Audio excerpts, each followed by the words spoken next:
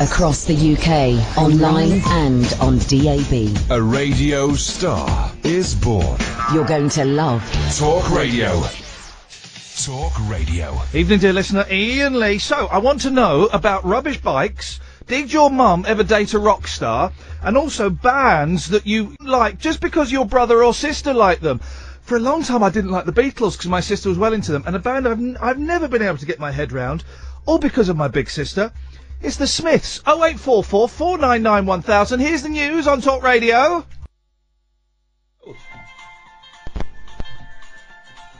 Hang on a minute, let me try that again. That's better.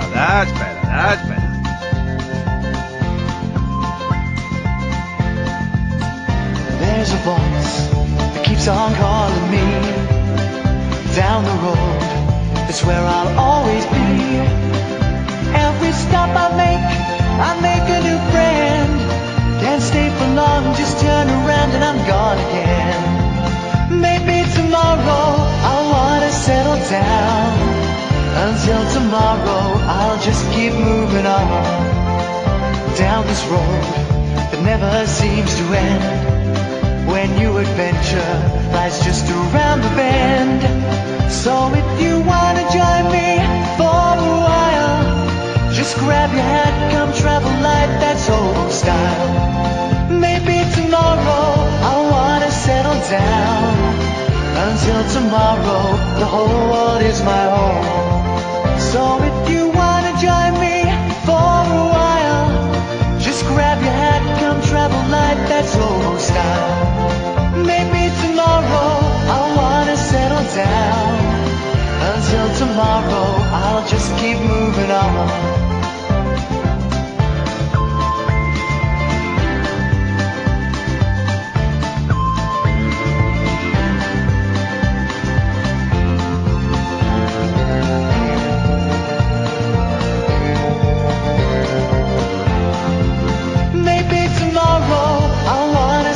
Down. Until tomorrow, I'll just keep moving on. There's a world that's waiting to unfold, a brand new tale no one has ever told. We've journeyed far, but you know it won't be long. We're almost there and we paid our fare with a hobo song. Maybe tomorrow I'll wanna settle down. Until tomorrow, I'll just keep moving on.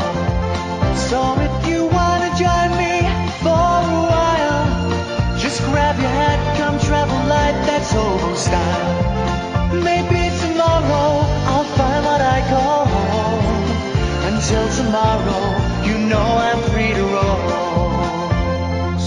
Slickly done, guys. We have to do what is known in the radio terms as a hot seat. There's only, and it's literally a hot seat. There's only one studio here at Talk Radio. Talk Sport got shed loads. Not allowed to use those. So we have to use this. So it means every time I come in here at 9:57 and 35 seconds, I see Ash's crack. He's not lying either. I see Ash's big hairy crack. And what a delight it is too, dear listener. But they have it really hot in here. They have it like tropical. Are they from? Where are they from? Are they from the tropics? Are they from Birmingham, the Caribbean? Yeah, so very, very hot there. Yeah. Very hot. That would explain it. So it's hot. So it takes about 45 minutes for the room. I like it really cold. And I always like my studios really, really cold because it keeps me alert. If I have it like this, it's very soporific and I would be asleep. I've put a thicker dress on today because I'm sitting here shivering normally. You were smuggling peanuts yesterday. So, I haven't said that since I was 15. It was the second thing that I had in my head to say as well, so imagine how bad the first one was. So it's very hot, and I'm out of breath, and because now I've got to come in, I've got to plug the computer in, you've got to change the screen, I've got to set up the periscope as well, and all of this. It's a massive hassle. Oh, it's a hassle. But we're in. You're listening to us on talkradio.co.uk. Some of you are watching us on periscope.tv/Iain Lee. Hello. Apparently the hearts are... Now, I don't understand Periscope. But apparently, for those who don't know, basically, you can stream things, you can show things that are happening via your telephone. So if you've got this app, And there are other ones that do it. But if you've got this app, you can be at a concert or, you know, a kid show or whatever you can be, or in the car, and you can stream it and people can watch it.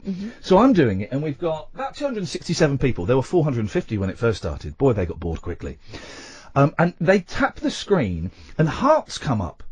And I've always said, please stop tapping the screen with the hearts. It annoys me. It's just annoying. And then one of the kids in the office today, or the whole station is run by kids, apart from this show. We're the old farts. We're veterans. What did they say when you walked into work today? Mum's here. Yeah, we go. You see, Mum's here. Which I think is very generous. Wow. Here comes Granny. Do you want a seat, love? Where's your bus pass? You're older than me, so you can zip it. Technically, yes. But spiritually and mentally, no. And one of the kids said, no, the hearts on the periscope are a good thing. It means, it makes you trend. And I said, what does that mean? And he laughed at me. So, anyway, this is Iain Lee. It's Talk Radio. How does this show work? Well, I'm going to sit here and talk for a while about bits and pieces, and hopefully you're going to call in 0844 499 1000. Catherine is the producer, and you sit in here sometimes. Yes, I do. And Id is over there. Hi. Okay. He's from New Zealand. Hence the perkiness. It's a very perky country, isn't it, Id? Well, it is, and plus it's morning over there, and I'm a bit of a morning person, so my body clock's still adjusting. Your body clock? My body clock, sorry, it's the accent. But you've been here for 7 months, man. I know, but my perkiness body clock is still going. I'm still figuring it out. It's quite... Just turn your headphones off for a minute. It's quite annoying, perkiness. I'm not a perky person. I don't like perky people. I think he's adorable, and yet... Yeah. Anyway, it's only been 2 weeks. 0844. Turn my headphones back on? Yes, but you can. Sorry, yeah, just technical stuff. I just didn't want to bore you, mate. 0844 499 1000 is the phone number. You call up, we will give you a call back. What do you want to call in about? It's entirely up to you. It's entirely up to you. I've got some things, some ideas that I would like to put out there into the world this evening. You can call in about those things, those ideas, or you can just phone up and laugh at David Cameron. If you want to do that, you're more than welcome to do that. Daft Limmy, who is a Scottish comedian who I absolutely adore, he took a little bit, I can't see my screen now, he took a little bit of getting used to, but now I've discovered him. I absolutely love him. He found a tweet that George Osborne sent 2 years ago, saying that where's my Twitter gone? Basically saying that all people who evade tax, it's like theft and they should be prosecuted. It's immoral. Awkward. So you can call in. I don't really understand the Panama Papers story, okay? And I'm sure it's really important, and I'm sure I'm supposed to be very angry, but I don't know why. The only thing I know is, don't pick on Jackie Chan. They keep picking on Jackie Chan because Jackie Chan's name is in the hashtag Panama Papers. Don't pick on Jackie Chan. I mean, in the great scheme, apparently, you know, the Prime Minister or President, I'm not sure which of Iceland, has had to step down. David Cameron's implicated. Don't have a pop at Jackie Chan. He does kung fu films. Let him do whatever he wants with his money. He's not commenting. It's probably just as well. Kick your head in. Yeah, he would kick your head in. Just let Jackie Chan do what Jackie Chan wants to do. He says, Jackie Chan unavailable for comment after having owned at least 6 offshore companies. Because for him, he's Jackie Chan. He's done well for himself. Do you know where he was a pauper? His families were paupers. And do you know, they sold Jackie Chan as a kid to the Chinese opera. I mean, sold his. I think, yeah. No, I'm gonna stick with that. You went to work for them? Yeah, I'm gonna stick with this. They sold Jackie Chan as a child, and by they, I'm not being racist. I'm talking about his parents. 0844 499 1000. If you have any further information on Jackie Chan. Or if you are Jackie Chan. We applied. We sent an email to his manager last week asking if he'd come for an interview. Well, it ain't gonna happen now, is it? But as far as I'm aware, Jackie Chan was sold by his parents, who were so poor, they sold him to the Chinese opera, which is why he's so wicked at martial arts, because they taught him all that from like the age of 2. They would teach him how to do the bendy flips and stuff. He can do the thing. I've seen it. Project A Part 2. He can run up the wall and flip over and then beat someone up from behind them. But can he sing? Yeah, he can. He sings all the theme tunes to his films. Does he? Yes, he does. Yes, he does. He sings all of the theme tunes to his films. Gosh. I love Jackie Chan. The most envious I've ever been was when I was filming in Los Angeles, which is a hellhole. In America? It's a hellhole. That and Las Vegas, hellholes. And there was this guy there called, I don't even know what his name was. He was the runner. Steve. He was called... No, he had... Chip. He had a funny name, and I made it into a rude word. But it doesn't matter. Randy? I think he was called Scooter or something. Okay. And he picked me up from a restaurant, and he said, "Oh man, yeah, just drove past Jackie Chan." I went, "What?" "Yeah, just drove past Jackie Chan." I said, "Right, flipping, go and find him again." We spent an hour and a half trying to find Jackie Chan. We couldn't find Jackie Chan. Slips back into the night. Again, that's racist. It's not. Okay, no, you mean the karate. 0844 499 1000 is the telephone number. So already we've started discussing Jackie Chan, and that's got to be great news for all martial arts fans. Mm-hmm. Who would win in a fight, Jackie Chan or Bruce Lee? Bruce Lee. Yeah, totally. And do you know how we know that? Because Jackie Chan has been beaten up in 2 Bruce Lee films by Bruce Lee. Fact. But is the clue that it was a Bruce Lee film? If it was a Jackie Chan film, then Bruce Lee would have got his Shut up, man. butt kicked. Shut up, man. Have you ever seen Bruce Lee's 1-inch punch? It's His brilliant. 1-inch what? 1-inch punch, right? So you stand up and he puts his hand there and he has a chair about 6 feet behind you and he just goes, "I'm not going to do it on me because I'd probably rupture my organs with the power of it." But he just goes, boom, like that. And the force of that sends the fella flying back into a chair. Flipping brilliant. Is it real though? Yeah, mate. Yes, because that's not in the films. There's video footage of him doing it. It's not like wrestling. No. Shut up. How is kung fu and karate like wrestling? It's films, isn't it? In the films, yeah, but Bruce Lee could do all of that stuff. Right. But the 1-inch punch is actually it's a video demonstration of him doing it at a show. Like yeah, that? Yeah, totally. But powerful. I'll practice. 0844 499 1000. So that's one thing we took. I should write these down and we'll have a little summary at the end of the show. Oh, we had a very, very exciting guest booked tonight. Remind us who she was, and then I'll let them down gently and say she's not coming on. And she's actually, I'm not going to say why because it's private, but she's actually got a really good reason for not coming on. Her name is Trudy Benjamin, and she is she leads up a campaign to re-look at the evidence surrounding the Jeremy Bamber case. Yes. Which was a case in the 1980s. Man who was convicted. Can I interrupt? Sorry. What? Can you explain who she is, but do it in like an interesting way? I mean. I'm just trying to remember the fact. Okay. So, don't let the facts Jeremy get in the way of a Bamber good story. convicted of murdering his adoptive parents, his sister, and his sister's 6-year-old children. In the 1980s, Trudy Benjamin thinks he didn't do it, and she has been compiling evidence all this time. So you couldn't explain it in an interesting way. It would have been a good guest. Oh look, there's the look. You see that, periscopers? I'll move the camera around a bit. There's the look. You see that? Not too much because they want to see me. That's what it's all about. There's the look. The Hurt Look. Yep, there we go. I've seen seen that that a film. lot. I've seen that film. No, I've seen The Hurt Locker. I haven't. I've seen it listed. John's on the line. Good evening, John. Good evening, Ian. How are you? You know what, mate? I'm up and down. Are you more up than down, I hope? No. No? No. Definitely. 50-50? No. 60-40? No, sir, unfortunately not, no. Oh, darn it. Anyway. You're close, though. Yeah? It was 70-30. Ah. Yeah. I feel for you. I really do. I'm detecting that you don't feel for me. No, so before this becomes an I issue, let's do. move on. John, what have you called in All about? right. Ian, you mentioned at the beginning of the show, I was watching you on Periscope, yeah. Perky People. Yeah, Perky People, yes. Yeah. I immediately thought of my other half waking up in the morning. Yeah. Sometimes an hour before me, and she's got nothing necessarily to get up for. She's just woken up naturally. Got no life. Huh? She's got no life. I'm just yeah, something like that. You know, she's a lady of leisure or a prostitute. Not Is that a lady of leisure? That's what lady of leisure means, isn't it? That wasn't No. being rude. No, it doesn't. I wouldn't call that a leisure. No, that's a lady of pleasure. I'm thinking of. I'm so I do apologise. Please pass my apologies on to your partner. I will. I'll let her know what you said when she gets in from karaoke tonight. Oh, blimey. Yeah, go on. Yeah, there's times when she wakes up about an hour before me, and I wake up, and I'm not necessarily a morning person. It takes me a cup of coffee before I function correctly in the mornings, right? Yeah. I just wanted to get this off my chest, and whether you can relate to it in terms of when you wake up in the morning, and you know that you kind of have to go through a routine to kind of get half human. Yeah. And your other half is instantly talking to you the minute that you've just opened your eyes, as if it's 12 o'clock in the afternoon and you've been awake all day. Yes. And you're kind of thinking, why are you telling me what you're doing today? Why are you telling me what It sounds you're like going it sounds to like you're are you married, living together? No, living together. We've been together 3 years.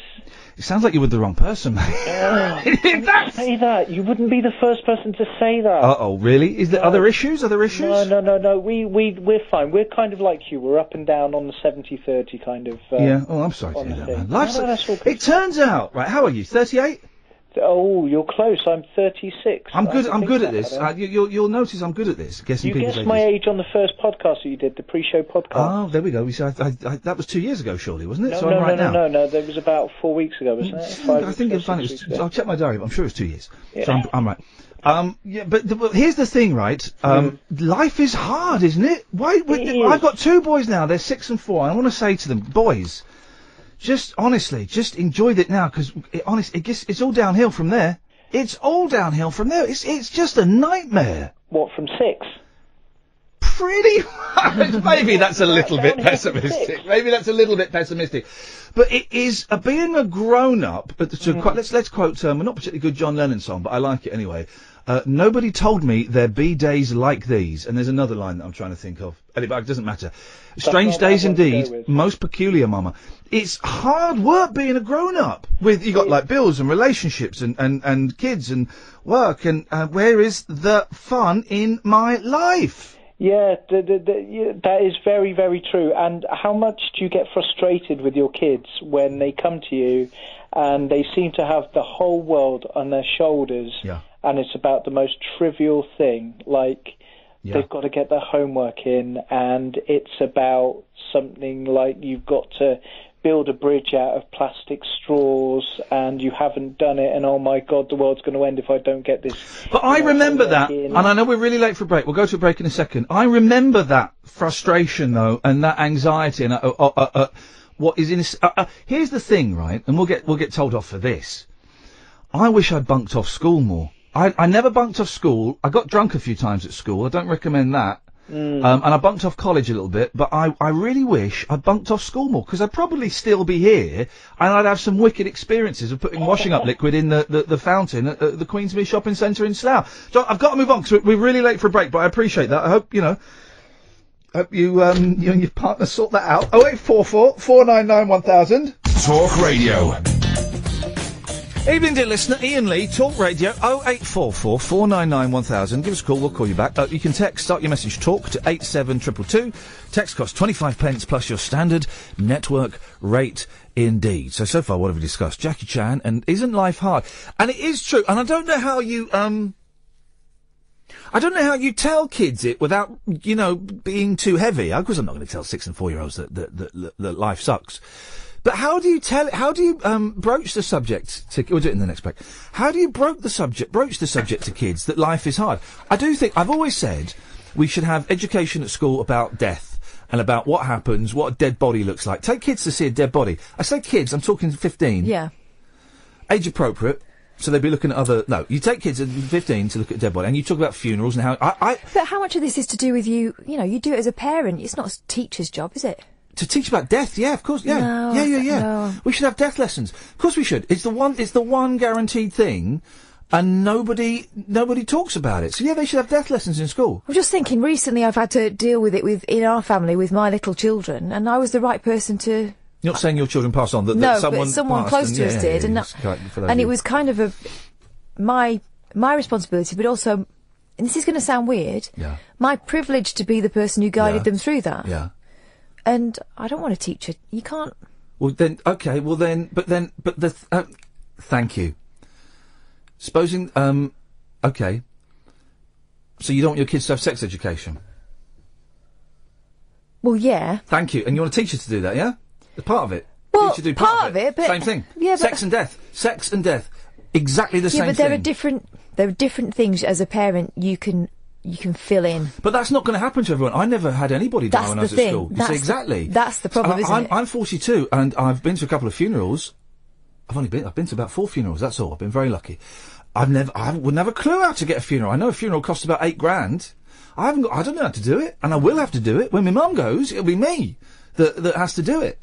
That's if I'm not in prison for murdering my mum, which is the way things are going at the moment, Catherine, is a distinct possibility. But I'm being flippant when I say kids should go and see their body, of course. But they should. We should talk about it at schools. And we should also at some point say, just to let you know, you're having a lot of fun now. It gets a lot harder after this. This is the easy bit. You're in the easy, like 7th of your life. The rest of it is really hard work and a bit. I don't know. The caller earlier on talking about, kids worrying about trivial things. It's their sphere of reference is so much smaller, and to them that is the end of the world. And I think you've got to respect that as well. And it's not trivial to them. I wasn't listening to what you were saying. I know. 0844 499 1000 is the telephone number. We may be called dry tonight, and that is fine. That is fine, because, in fact, in many ways it'll be better, because there's a lot that I need to get off my chest today. Okay. So, if they call in, we'll put them through. If they choose not to call in, then finally, at last, I'll be able to really get things off my chest. It's starting to cool down a little bit in here, but I'm still very, very hot. Partly because I have, the beef sweats. Oh. The beef sweats. Chinese restaurant again. And we always go for the sweet and sour. Is it the beef we have? Pork. Always go for the sweet and sour pork. You could be forgiven for confusing. It's the same meat. It's the same meat. They're very nice. They're very friendly. They you couldn't taste the difference. But then I ordered something a little bit different, and she went, "Oh, it's the same." I said, "What?" She's like, "It's like the same thing." I said, "But it's got a different name." She says, "Yeah, I know, but we do that." Flipping heck. So, and I've eaten Yours were just a bit thinner than mine. It was a little bit thinner and a little bit crispier, but she's right. It was the same thing. So now I've got meat sweats, and I'm feeling, and by eating, I was vegetarian for 26 years, and I've been eating meat now for it's just gone 2 years. Gosh, I'm thinking I must be tired. I'm thinking that Id should answer that phone call, and that I might become a vegetarian again. Why don't you just cut down and have a meat-free Monday? I can't do that. When could I do that? A Monday. I can't do that because I'm all or nothing. And it's either I don't eat meat. When I didn't eat meat, I was thinner and more miserable. Now I eat meat, I'm fatter and happier. And I'm not very happy. But happier. Yeah. And remember the energy boost. Yeah, that didn't last very long. Well, no, I think you get used to it. Well, it didn't last very long. What about moderation? Why don't you try that? All. I can't. Why don't you go all moderation? Well, that doesn't even. That's not even English. Think of it like that. That doesn't even make sense, for crying out loud. Give me the sellotape.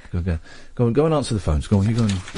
0844 499 1000 is the telephone number. If you want to give us a call, you can follow me at Twitter at Iain Lee, and we're on Periscope as well this evening. If you want to watch other things to which I want to talk about this evening. I have the bands that you don't like because your brother or sister really love them. For me, it's the Smiths. Everyone, the Smiths are brilliant. And my sister even talked to me, and I pray to God she's not listening now. She even talked to me into going to, a Morrissey concert with her at, Kentish Town, I think. Kentish Town. Would have been about 1992, something like that. And I saw it, and I didn't really get it, and I wish I got the Smiths. I wish I got Morrissey. I don't really, and it's primarily a prejudice because my sister really, really liked them so much that I just thought, well, I'm not liking that then. We had a little bit. My sister and I were kind of 1966 through to 68 in microcosm because Dan, stay there. I'll come to you after the break, and Kyle as well. Because she was really into the Beatles and I was really into the Monkees. And so I kind of sort of pretended I didn't like the Beatles because she really liked them. And she sort of pretended she didn't like the Monkees. And she was quite rude about the Monkees because I really, really liked them. So, bands that you don't like because your brother or sister really love them, 0844 499 1000. If your mum or dad ever dated a rock star, man alive, I want to phone up and dish the dirt, not literally. Because rock stars tend to have really, really good legal teams. So, not too much on that. But any stories you've got, 0844 499 1000. Oh, someone on Twitter, and I can't, so they'll remind me now, 33, said they can't ride a bike. At the age of 33, they can't ride a bike?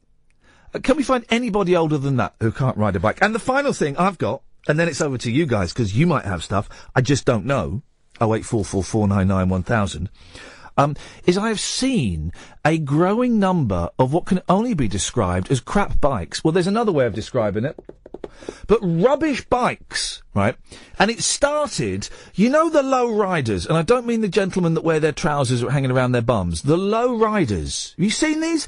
It's bikes where you're about 6 inches off the ground, and you're lying flat. Maybe your head is propped up by a pillow a bit. And then you ride along, and you steer with your hands. You steer most bikes with your hands. What is that for? Is that for the? When I first saw them, I thought it was disabled people. I thought it was like a specially adapted bicycle for the disabled. And then I thought, but they're still using their legs and their hands in the same way. So they're obviously able-bodied, but perhaps not able-minded. What the hell are those bikes about? And then I was reminded of this the other day. As I was driving home, I saw someone riding a Harley. Except it wasn't a Harley, it was a push bike that was made to look like a Harley. So, rubbish bikes, please. 08444991000. Alright, okay, we've beaten a 33-year-old that can't ride a bike. Simon on Twitter says, I'm 40 and I can't ride a bike. 40? We're talking about bicycles, yeah? Not motorbikes. Bicycles. 40 years old and you can't ride a bike. I love it. Let's find the oldest person who can't ride a bike and the oldest person who can't swim. 08444991000. Let's go to Dan. Yes, Dan? Death. Sorry? Death. Are you saying yes or death? It's hard to tell sometimes. I'm saying death. You are saying death. Okay, let's... I am saying death. Yeah, go on. Because you were saying that we should teach kids about death. Yeah. And do you know the happiest place on earth is CBeebies?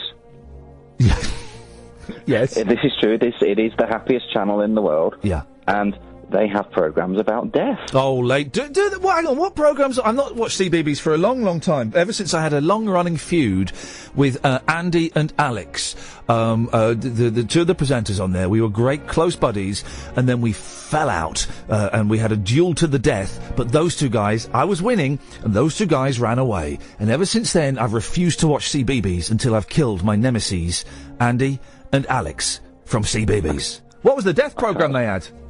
Topsy and Tim. Oh, flippin' heck. Who died in Topsy and Tim? Spoiler alert, guys. Spoiler alert. Go on. Their grandmother's dog, and there was a backlash from, the mummy blog types. Yeah. But I thought it was a really good thing to teach a kid. Well, the thing is, my boys, we've had loads of pets die, right? Yeah. And I was expecting them to be devastated. They're like, oh, well, can I see it? No. When Benji 2 died, they don't know about Benji 1.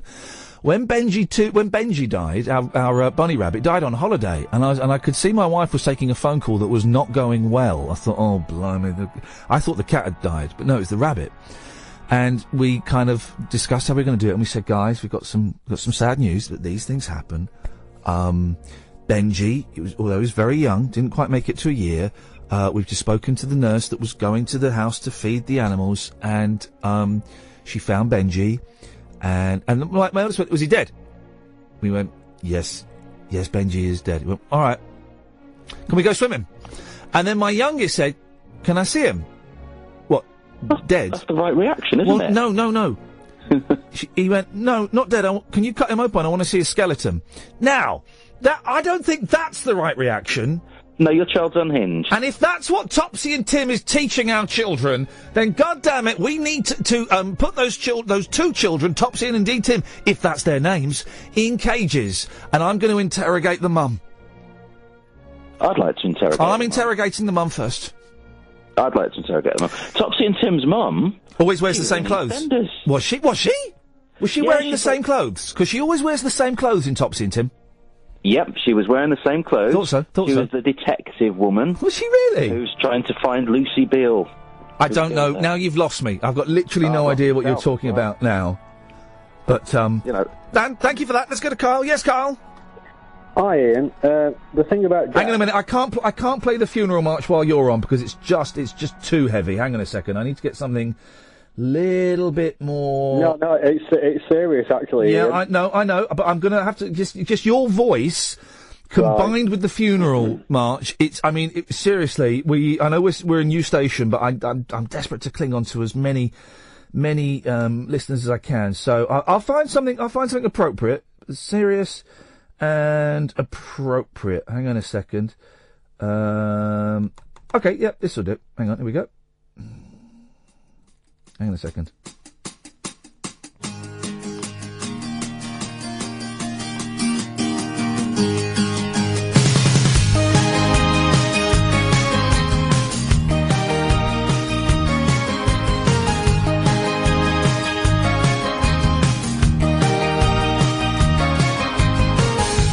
I think this works. Away you go.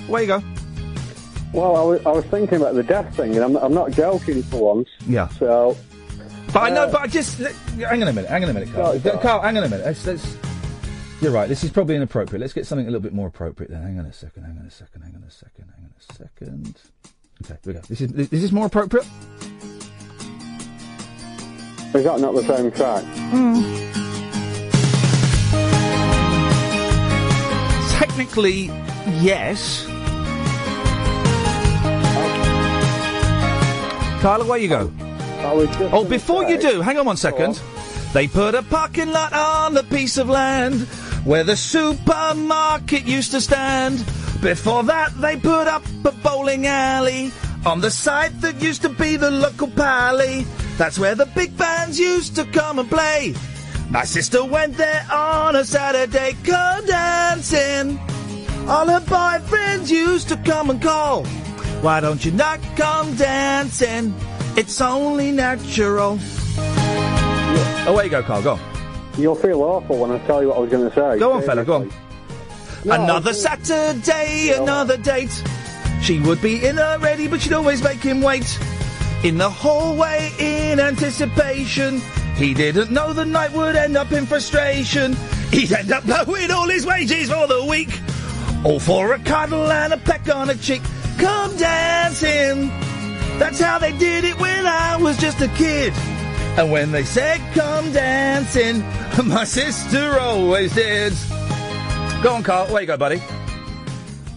I was going to say, I feel like it's... My sister should... Oh, no, hang on. Go on. I'm seriously, let's do this properly. Where you go? No, it was... My sister should have come in at midnight, and my mom would always sit up and wait. It always ended up in a big row when my sister used to get home late. Guitar! The day they knocked down the palais, my sister stood and cried. The day they knocked... Oh, I've done the wrong bit. Hang on, Carl. Go on, I've done it wrong. Go on, I've balls it up now. Day they knocked down the palais, my sister stood and cried. The day they knocked down the palais, part of my childhood died. With it. Go on, Carl. Away you go, buddy. It don't matter now. It's all right. Go on, tell us. Seriously, tell us. For crying out loud, you've called in. I've been a little bit flippant. I've taken the mick a little bit, and it's been inappropriate. Go on. No, it's my nan just before Christmas. Yeah. Passed away, died, whatever you say. Balls. And balls. No, it's all right. Oh, balls. I was singing The Kinks Come Dancing. No, it's just nobody's had to do it all like you did, or like you would have to, and nobody ever taught me. Nobody ever told me. I'd been to a couple of funerals before. Nobody told me what was involved, and I wish somebody. But I don't know how you teach somebody that sort of thing. I don't know how you teach them, but I wish somebody had taught me through it. Wish somebody had typed up on the screen what you were talking about, so I hadn't sang 3/4 of Come Dancing to you, Kyle. Blimey. Did she like the Kinks? I don't think she was a huge fan. Oh, she liked Bruce, though. She liked Bruce. Oh, so. Flippin' heck. Oh, well, Brucey's still with us, if that's any consolation. It's the thing. No one knows what happens. No one knows where Rosemary goes. No one knows what to do when someone dies. I know that there is a funeral parlour. I know they have them in the high street, and you go in there, and they try and sell you the most expensive coffin. Mm-hmm. They try and do the most expensive stuff. Give me a cheap one. Why? I'm dead. But would you go and see the body? I got asked that. Not your nan, I wouldn't, Carl. No, that would be inappropriate, and I don't think you're allowed to. Inappropriate. That would be inappropriate. Particularly she's, before Christmas. But yeah, but Well, no, I actually went. Yeah. But it was odd sort of anyway. So I think this is the most serious conversation I've ever had with you. But you know, I just thought it was. But I've ruined it by singing "Come Dancing" by the Kinks. Well, no, I haven't ruined it. I haven't ruined it. It was appropriate. It was an appropriate song, Carl. Do you know what "Come Dancing" is actually about? No.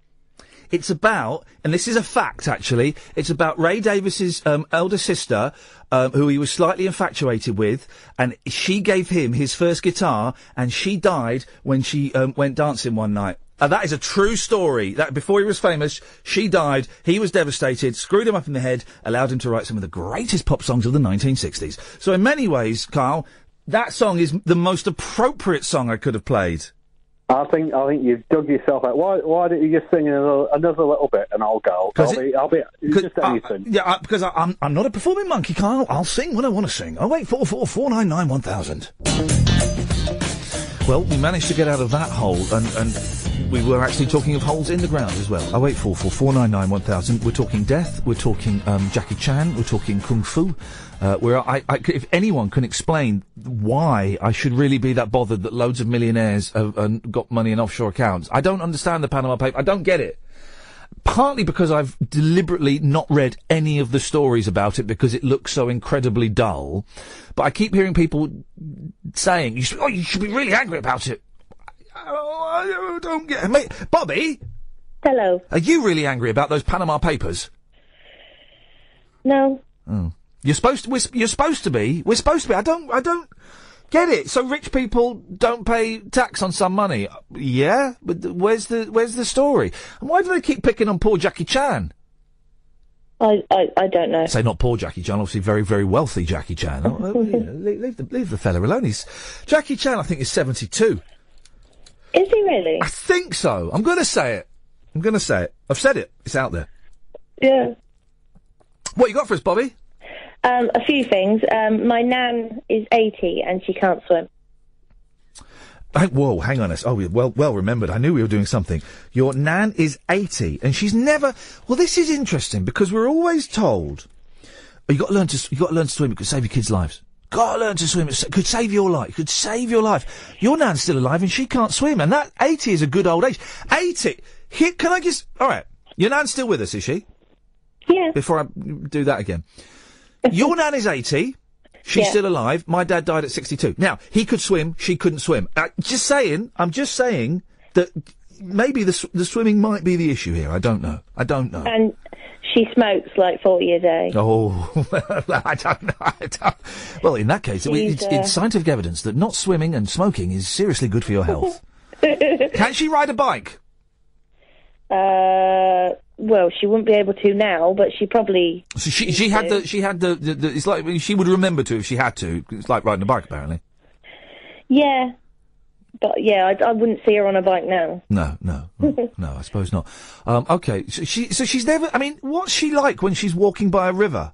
Is she cocky or is she cautious? She's not scared of water. No, she's all right in sort of shallow water. Yeah. But hang on. But then she. What? Hang on. What does she do in shallow water? You know, like, if it's sort of like up to your chest or whatever, she like walks. She just walks in it? Yeah, I've never seen her swim. Right, hang on there a second. That is not conclusive proof that she can't swim. Well, I've never asked her. Right, well, Bobby, suddenly, like a house of cards, your story has come collapsing around. I've never asked the Queen if she can swim, but I bet she can. I bet she's a really good swimmer, actually, the Queen. I bet she's a strong swimmer. I bet she has to be. I bet all of the royal family, and if we can get a royal expert to tell us this or otherwise, I bet they've all had, like, at least basic military training. Even Prince Andrew, who pretended he was in the military. But they must all have, you know... There's a story in the papers today about Princess William and Princess... What's her name? Catherine. And they were going to go to India. And there was, like, a terror plot was foiled, right? And I bet that they've got... I bet she's got, like, a gun... in her stockings, in her garter belt. You think? I bet she's got a gun. Catherine is... sorry, am I disturbing something? No, sorry. Sorry, carry on. I bet Catherine has got a gun, a small one, but a deadly gun, in her garter belt.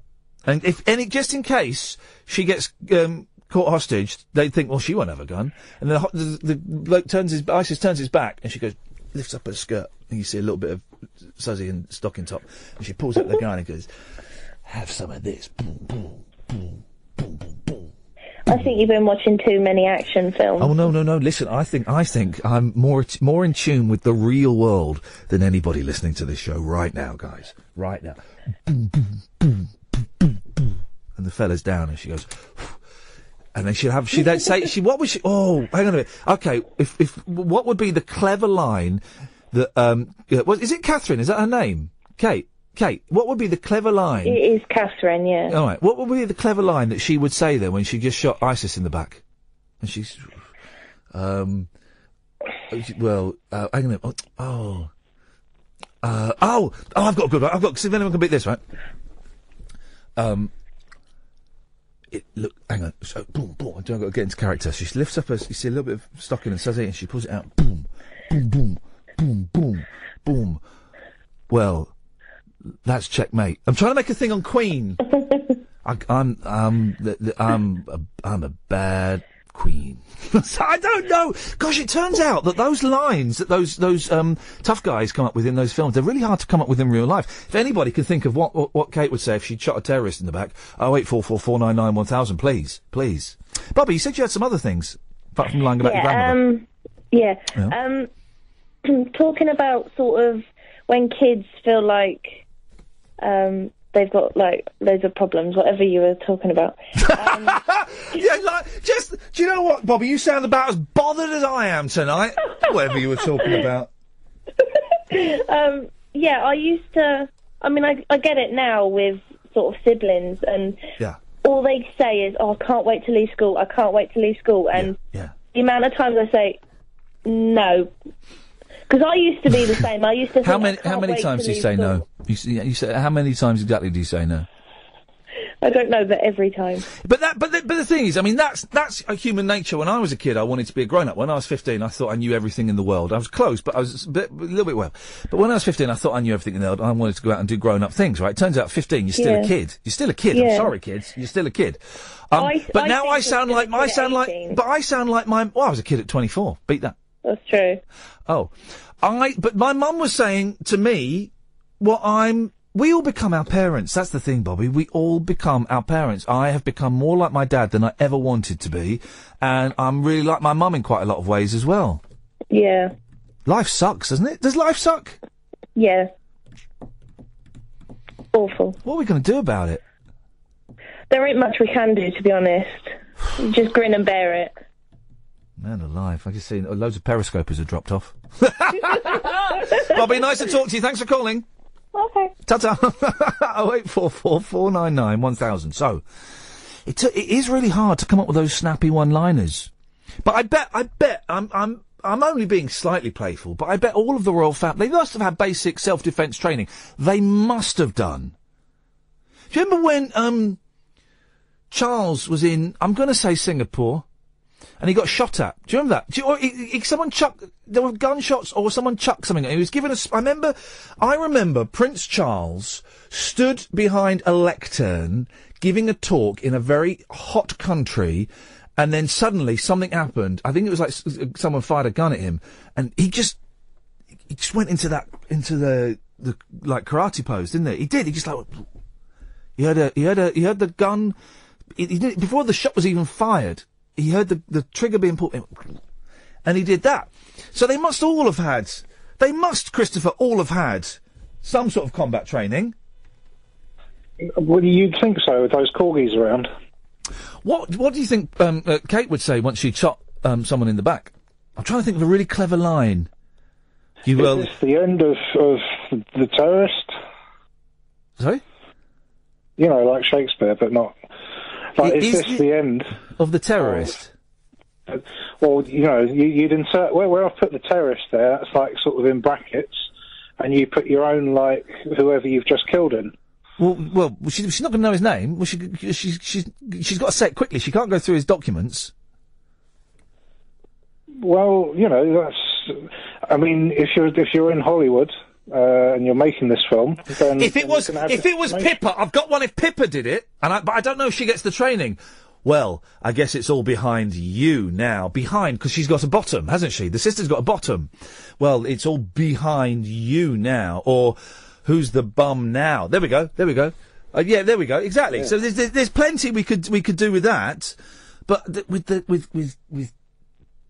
Katie, whatever her name may be, I wish she'd make her mind up. I just don't think she's got what it takes to deliver that powerful line that's going to make us go, no. So, yeah, well, there you go. There you go. The Panama Papers, right? Oh yeah, go on then. I'm angry because I want a Panama hat.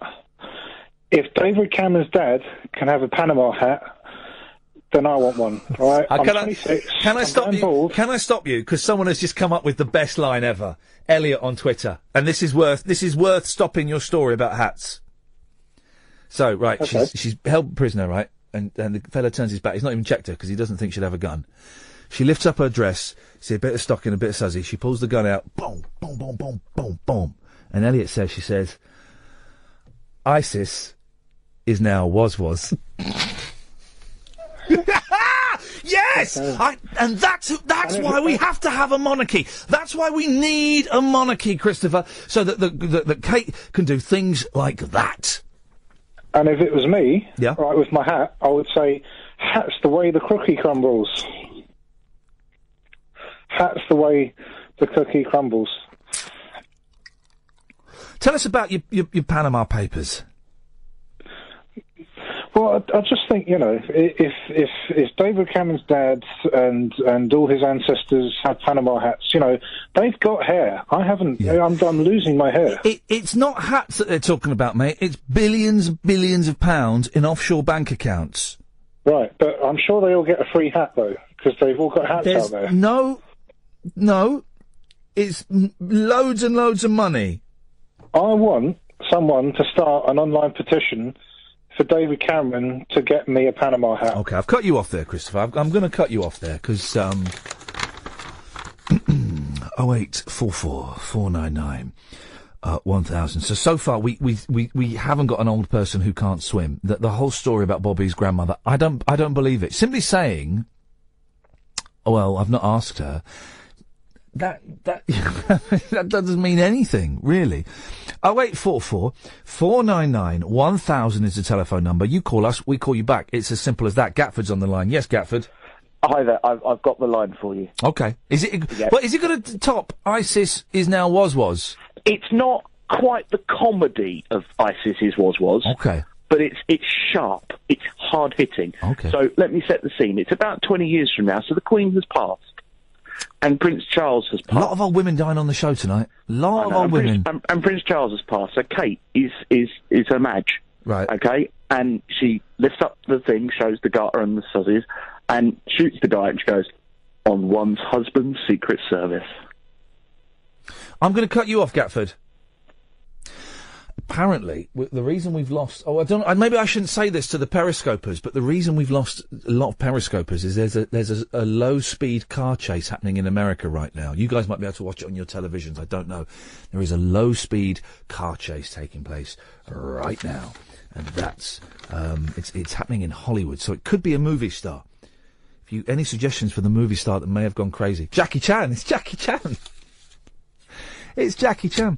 0844 499 1000 is the telephone number if you want to give us a call. We'll play, this is it. We'll play the answer phone messages a little bit later on. This is why I couldn't come into Johnny and Nash's show, because I was piddling about trying to get them on my laptop.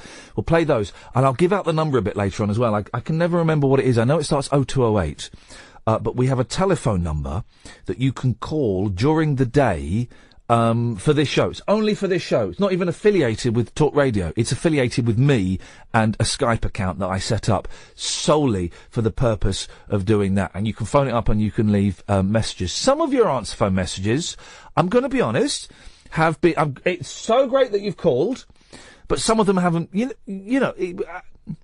can do anything you want on there. The more outlandish and outrageous... in many ways, I will say, the better. And I've no idea what the phone number is. Someone will tweet it to me in a minute, and we'll be able to give it out. But you can call that any time, even if you're out, like, I don't know, drunk, or at a pop concert or something like that. I don't know. Whatever may take your fancy. In the meantime, though, you can call me now, 0844 499 1000. You call us and then we take your details and then we call you back. So, a quick recap, dear listener, of where we've been so far. What idiot brought this topic up? Id, was this one of your topics? What's the topic? The one about Kate shooting a member of ISIS in the back. No, that wasn't me. I think it was, mate. Oh, I don't know. Not really the kind of thing we want to do on this show, but we're doing it now. We'll run with it. What would Kate Middleton say if she shot a terrorist in the back? It needs to be a snappy one-liner. The oldest person who can't ride a bike. The oldest person who can't swim. My mum dated a rock star or a pop star. And I bet there are a lot of mums that have been out with Leo Sayer. Do you know what I bet? In the 70s, I bet, I've just got a feeling Leo Sayer's going to crop up quite a bit. And bands that you don't like because your brother or your sister was absolutely obsessed with them. And even if you thought the band was brilliant, you kind of went, I'm not liking them because my sis likes them. Give me a call, 0844 499 1000. We'll talk after this. Talk Radio. Thank you very much indeed. This is Iain Lee on Talk Radio. You can give us a call now, would be an excellent time, because we can call you back during the news. I'm sitting here talking about this stuff. You can call in about anything you want, of course. That's the way this show works. The phone number is 0844 499 1000. 0844 499 1000. You can text as well. Start your text, talk 87222, but they cost 25 pence plus your standard network rate. Here's the news.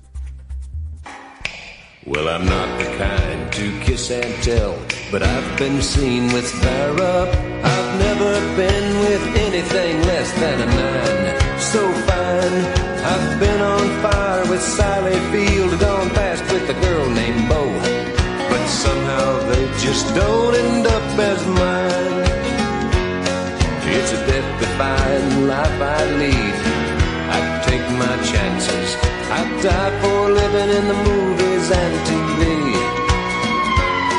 But the hardest thing I ever do is watch my leading ladies kiss some other guy while I'm bandaging my knee. I might fall from a tall building, I might roll a brand new car, 'cause I'm the unknown stuntman that made Redford such a star.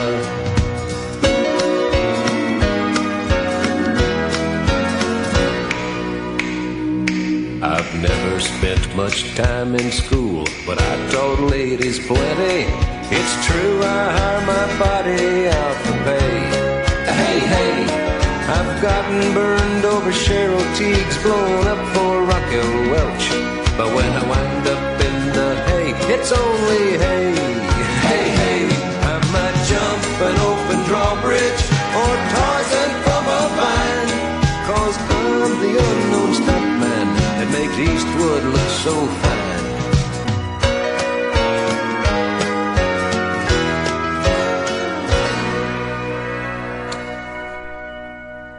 Iain Lee, Talk Radio, 0844 499 1000. Geeky Girl's on the line. Yes, Geeky Girl. Hello, I was singing along to that. Well, good for you. It's a good song to sing along to. And I can't think about that show without thinking of Scott Balcony. Scott Balcony, regular contributor online, who always wanted to have a full guy bath. When we had, who was it yesterday? Had a full guy bath. Someone called. Someone who had a tin bath, wasn't it? Tin bath, yes. Russ. Full guy. Oh, Russ. Full guy bath, of course, as we know, has to be made of wood, and one has to be chomping on a cigar. I've only ever smoked one cigar, and it was disgusting.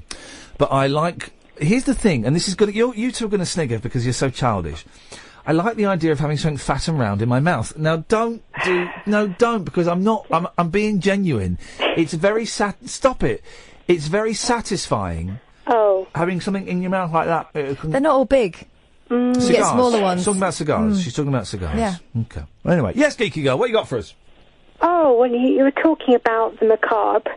And you reminded me, somebody earlier said that CBeebies were talking about dying and death for little kids. Their nan's dead dog. Mossy. Their nan's dog died. I mean, really. Captain Tim, yeah. Yeah.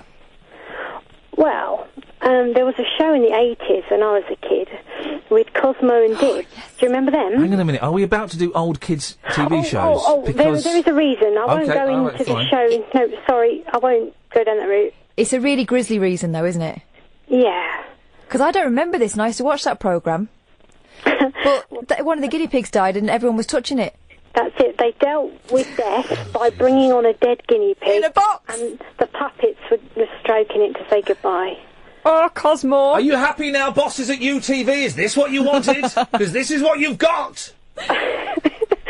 Well, yeah, I mean, that's not as nice as just sort of learning about it at home, is it? Or, No. I don't know. I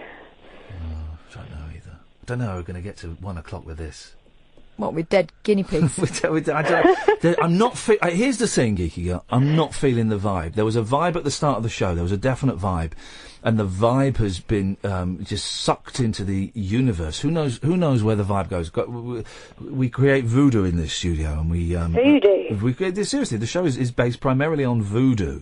Okay. But the vibe has gone, Kath. There is no vibe. Okay. There is no vibe, and I don't know how to bring it back. I trust in the vibe returning.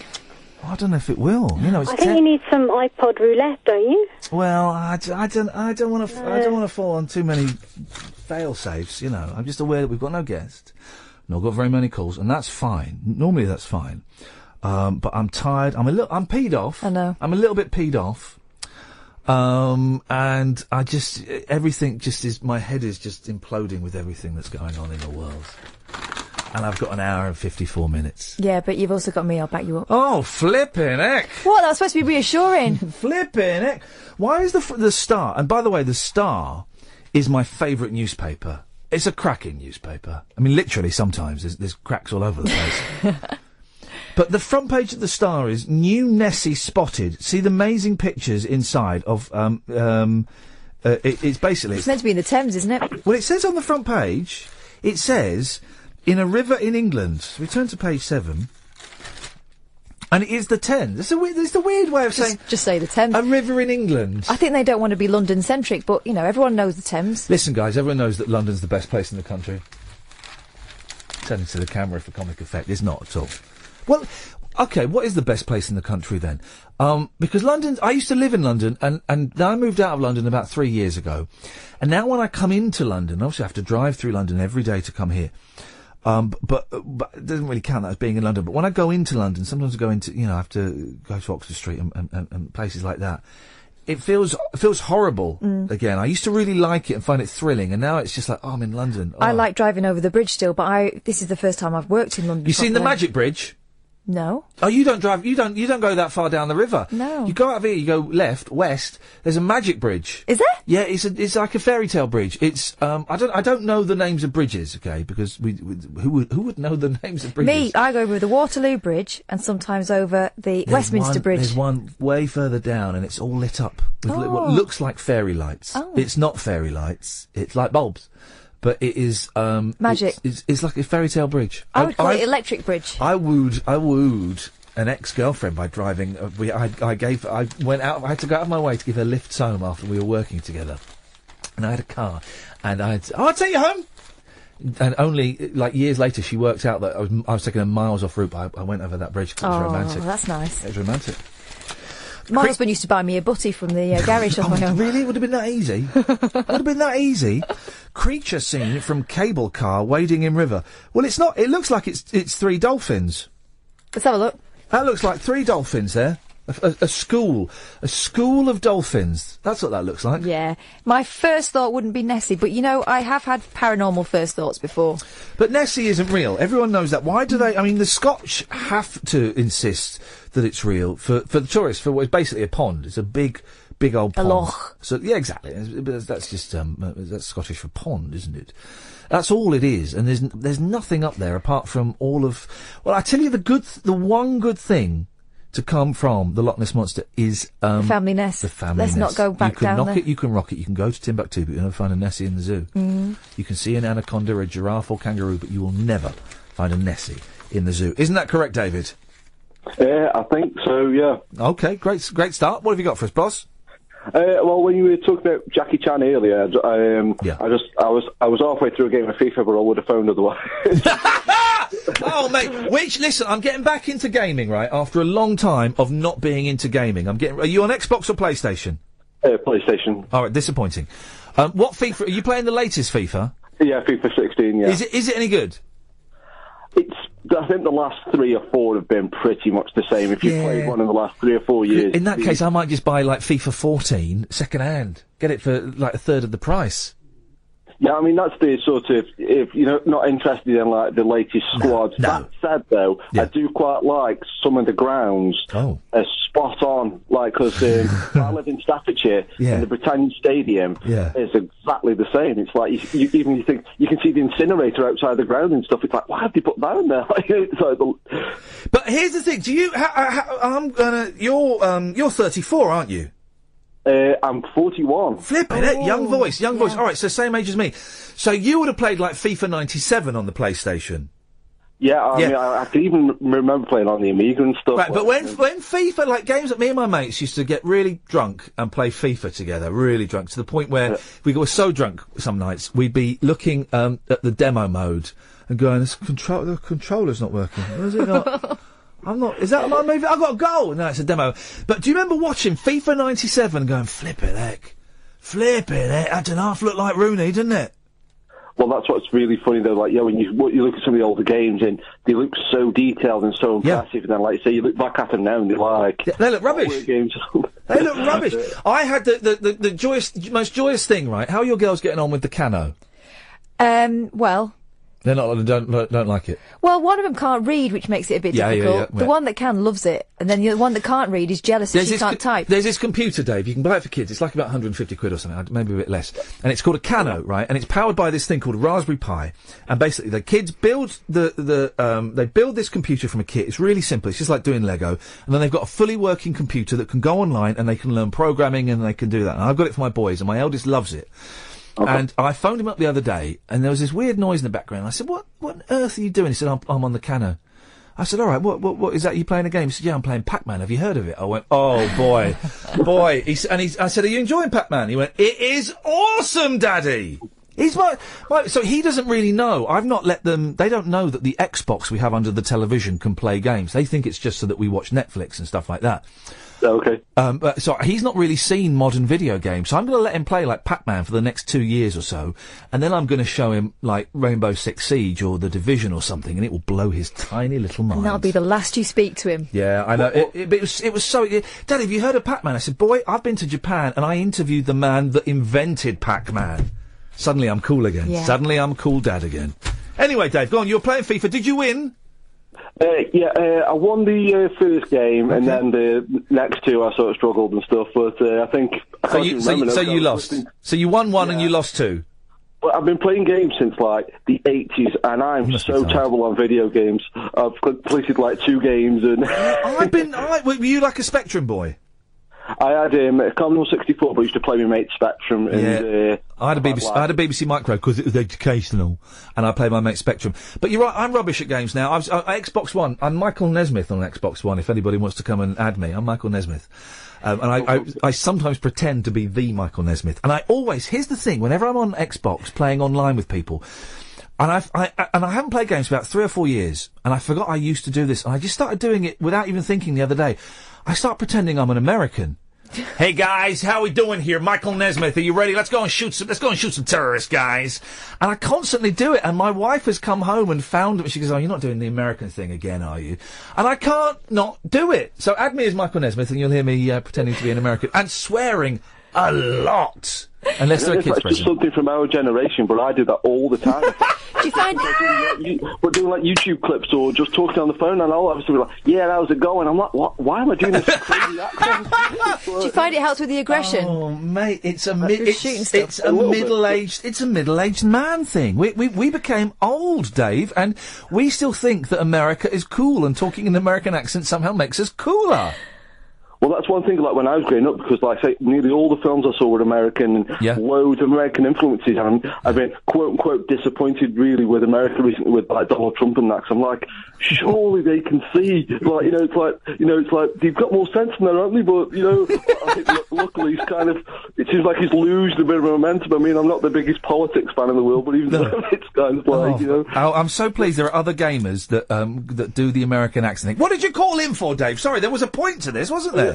I know, but when you were talking about Jackie Chan, and it was like, you must have read my mind, because when you were talking about, like, he sings the songs and everything, and I think Jackie Chan is one of the few people, and I know I think you've been successful when this happens, but he's had his own cartoon, which was based on himself. He's had a computer game based on himself. He's had toys based on himself. So he's like, and I think there's only a handful of people, like Mr. T's one, Chuck Norris's one. But if you've got a cartoon that's based on you, I think that's a real iconic status thing that, like, you know, if you've done a voice for a cartoon, that's one thing. But if you're worthy enough to be in a cartoon, it's like, again, it's probably an 80s thing. I don't know, maybe, like, you know. So let me get this right, Dave. This is how you measure someone's success, is if they've got a cartoon based on them. Well, I think that's not the only thing, but I definitely think if it's like something like a Mr. T, they'll be on adverts as themselves. They've got this persona of, like, you know, I'm Mr. T. Even when they're in, like, Rocky or something, it's like, oh, there's Mr. T. Yeah, he was Mr. T in Rocky, basically, wasn't he?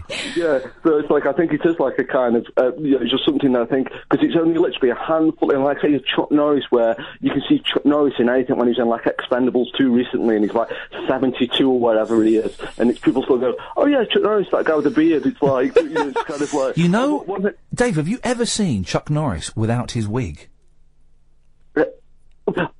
I think I've always kind of... Sometimes I feel like I have, and then I'm not sure if it's like photoshopped or I'm just imagining. I thought you were going to have a heart... Chuck Norris wears a wig? I thought that was a surprise too. Dave, listen, I've got to move on. That was a really great call, mate. Thank you very much indeed. Call back. There we go. I identified a lot with... Dave is Staffordshire you. Dave is Staffordshire me. Chuck Norris. I'm saying that I'm going to Google Chuck Norris without a wig, because I don't think I've ever seen it. 0844 499 1000. I'm trying to find this police pursuit, because it sounds brilliant. There's a police pursuit in America, and someone's just tweeted me, this is the worst police pursuit. The guys are stopping at red lights and waving to the helicopters. If anyone, can someone tweet me a link to where I can watch it, please? Because I can't believe that... Oh, there is Chuck Norris without a wig. MC Hammer had a cartoon. Rambo had a cartoon, and Chuck Norris had a cartoon and his own jeans, stitched for face kicks. Of course they would be. Of course they would be. 0844 499 1000. Yes, Elizabeth? Didn't Mike Nesmith's mum invent Tipex? Yes, she did. Oh, thank God. I thought I had some sort of fall.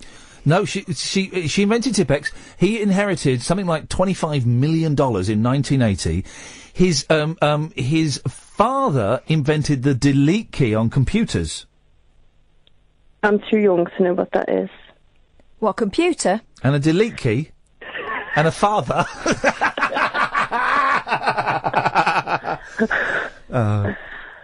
She's a rumman. No, I think she's on rum.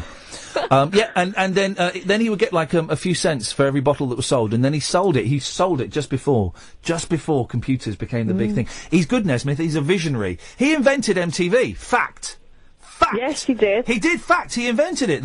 He had this thing where he put he did videos and music.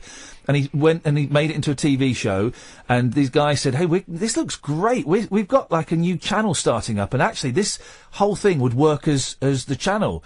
Do you want to produce it? He went, no, but I'll sell you the idea for millions of dollars. And he did. MTV. Sweet. Boom. That was what MTV used to show music videos. Now it's just showing, I don't even know what they show. Now it's 16-year-old girls getting pregnant. If I wanted to watch that, I could go to the local shopping centre. Well, you can watch them actually getting pregnant on TV and in your local shopping centre. That's outrageous! She works fast around here. Well, there's no time to waste at that age. No time to waste. And catfish, that's another thing. I'm old enough to be a grandmother now. Yeah. You're a grandmother? I'm old enough to be one. I'm 31. Yeah, well, you do. I think less of people, and I know I shouldn't necessarily, because these things happen, but if you get like a 38-year-old man says, I'm a granddad, I always think, now, will 38 work? Yeah. Let's say 40. For 42 years, if someone my age says, well, I'm a granddad now, part of me goes, oh, dirty. Yeah. Yeah, I think I'm dirty. I just think, and these things happen, you know, life has ways of, as we've said earlier on, I don't know if you're listening, Elizabeth, but Bobby and I were basically as always. That's a bit weird. We're saying that life is rubbish. But a 42-year-old nana or a granddad. Was that, alright, here's another one. That 55-year-old nana that had triplets. Yeah. Dirty Gertie from number 30. Just you see that on the papers yesterday, Elizabeth? No, I didn't, but I've heard of it. But as I say, that's nothing new to me where I live. Well, there you go. What you got for us? Well, I was just a bit concerned because everyone seems to be going on about death tonight. Yeah. Well, I was just a bit concerned. Go on then. Why are you concerned about? It's going to happen. This is the thing. It's actually going to happen to us, Elizabeth. One day I'm going to be dead. One day you're going to be dead. Yeah, I know, but I don't know. Have you had a Chinese tonight? I have had a Chinese tonight. Yes. Oh. Why? I'm not following the chain of thought there. Because if you've had a Chinese, normally you're a bit more happy. She's not wrong there. Oh, I don't know. You didn't have a starter. It didn't have a starter. It's been a long old... Do you know what, Elizabeth? It's been a long old day today, and I had a bit of a migraine, and there's lots of things going on, and it's all kind of just sat on my head at the moment, you know. Well, don't be sad. I can be your PA. I know you like Red Bush tea. I can make you Red Bush tea, and I can make Kath approve as well. Oh, nice. But hang on. Well, let's not encourage this kind of behaviour, Catherine. Why? It saves me a job. No. Speaking of which, there's our tea bags are in the Elizabeth. They're in the pigeonhole. No, Yes, don't encourage people coming to this building to hang out. She doesn't have to come in. We could just leave it outside. No, I mean you're too far away, aren't you, Elizabeth? For now. Oh. See, you see, that's the mind of a psychopath. I am moving back to London, but not just. Is it in the next 2 years? Yes. Oh. Nuts. Never mind. I'm not thirsty anymore. How do you feel about Liverpool, Ian? We could move there. I have only... Here's the thing, right? I'm going to Liverpool, August the... I'm coming up to Liverpool, Elizabeth! Don't! Oh, why? Oh, London's better. Don't tell anyone August... about I'm only coming up for one night. I'm taking the night off here, August the 30th. I'm going to it's the Beatles Yeah, festival. well, I'm not going for the whole Beatles festival because it would involve taking many days off work, and tickets are about £600 for the whole thing. You can stick that. But I'm going to the Cavern, not the real Cavern. You lot. I'm going to go and see one of the Monkeys. One of the Monkeys is performing at the Cavern. Is it, Yeah. Mickey? Why not? Is it Talk? No, it's Mickey. Oh. There we go, you see. So so I'll probably bump into you. I tell you what. Well, hit me up and I'll take you to George Harrison's house, where he was brought up, because it's round the corner from mine. I tell you what I'll do. I'll meet you at the McDonald's in Liverpool around about lunchtime. Is right. Brilliant. See you there. Fantastic. That's a date. That's the date. See, McDonald's around about lunchtime. And I've never done, and this is what I'm going to do. What I'm probably going to do is drive up there after the show on the 29th. Yeah. Because I've been to Liverpool a couple of times, very, very briefly, just driven through, or been to see a friend for a couple of hours and driven through, or did some filming there once. But I've never done the Beatles tours. I want to go and do the Beatles tours. I want to go and see Penny Lane, and I want to go for a ride in the Yellow Submarine. I want to do all of that stuff that you can do there. Yeah. But actually, now I'm saying that, all that stuff probably closed because there's a big Beatles festival on, and there will be. Well, or it'll be unclosed, as unclosed as you can get. Could be open. Could be wide open. Could be open. As a Mancunian, I was always brought up to be begrudging of Liverpool and to not trust Scousers. It's people like Elizabeth. I can understand why. Well, about 2 years ago, I broke the duck and went. Sorry, is that a euphemism? Yeah, I went to Liverpool for the first time. Did you have to go to the hospital? No, in my life, and it was a good night, or as they say there, a good night. With an S on the end. 0844 499 or 1000. Things to do in Liverpool, please. Zoe's on the line. Good evening, Zoe. Hi, Ian. How you doing? It can't work every night. No, but I've got a little game up my sleeve. I thought it might sort of cheer you up a bit. I'm now watching this low-speed car chase that's happening live in South Los Angeles. Oh, that car's gonna ram it. It's gonna ram it. No, they're gonna have a chat through the window. This is weird. It's a car with the top down, a convertible, and it's driving really, really slowly through what looks like a residential district. People have come out. He stopped! Well, go and arrest him! Sounds like a commute. Well, and it's just ended. There we go. I know people are overtaking it. That's hardly a chase, is it? He's getting out. Now the fella's getting out. He's on the phone. I bet, he's going to be on the phone. It's his mum. Do you remember when we had the London riots, or the riots all across the country? And there's this fella was like looting a shop or something, and his mum saw him on TV. Went and got him, didn't she? And went and got him and gave him a right He clap. got round mum the- done. He got mum done. Look, everybody's they just sat. I don't know what's going on. Anyway, yes, Zoe, go. Well, I wondered, with all this sort of Panama chat, which is a bit boring on the news, I wondered if we could have a game of pan poker. Pan poker? Oh. Well, like lock poker, but pan poker. Beautiful. I tell you what we'll do. We're going to take an ad break, and then we're going to do it. Is that okay? That sounds great. Zoe, nice one. Ed, I'm going to point at you, and you are going to press the ad. We're going to go to the adverts now. Right, okay, so we're playing pan poker. Zoe, you go first. I'm going to go with pancake. Pan pipe. Panda. Pantomime. Pandemic. Chip pan. Ooh, I think Kath's got a list going on there. No. Have you written some down? I've scribbled some down that I thought of. Oh, no, thank you. No, thank you. I just remember them. They're in my head. I thought of them. Go on. Peter Pan. Saucepan. Oh, you got my list. Yeah, I'm reading. I've got your list in front of me. I'm reading it. Pandemic. I've done that. You're out. Oh! She's out. But you're replaced by Rob. Rob, good evening, Rob. Pantaloons. Pantaloons. Excellent. Straight in there, Zoe. Away you go. Pan's people. Pan's people. Oh, yeah, okay. I'll give you that one. Okay. Pants. Panorama. Hang on. Well, hang on a minute. Just calm down, Zoe. Now you've got loads. Go on. Go on, Rob. Panorama. Yep. Pan pipes. Oh, hang on a minute. Sorry. We've had pan pipes. Oh. We've had pan pipes. You're out. Am I out? Oh, no. It's just me and Rob. Mano. A mano. Pansexual. Why are you laughing at that? You're not allowed to laugh at that. That's a hate crime. Hate crime. You're a hate crime. Pandora. Ooh. Hang on a minute. I can't. Hang on a minute. I'm trying to get rid of the audio of this thing. There we go. Pandemonium. Panther from Gladiators. Ooh.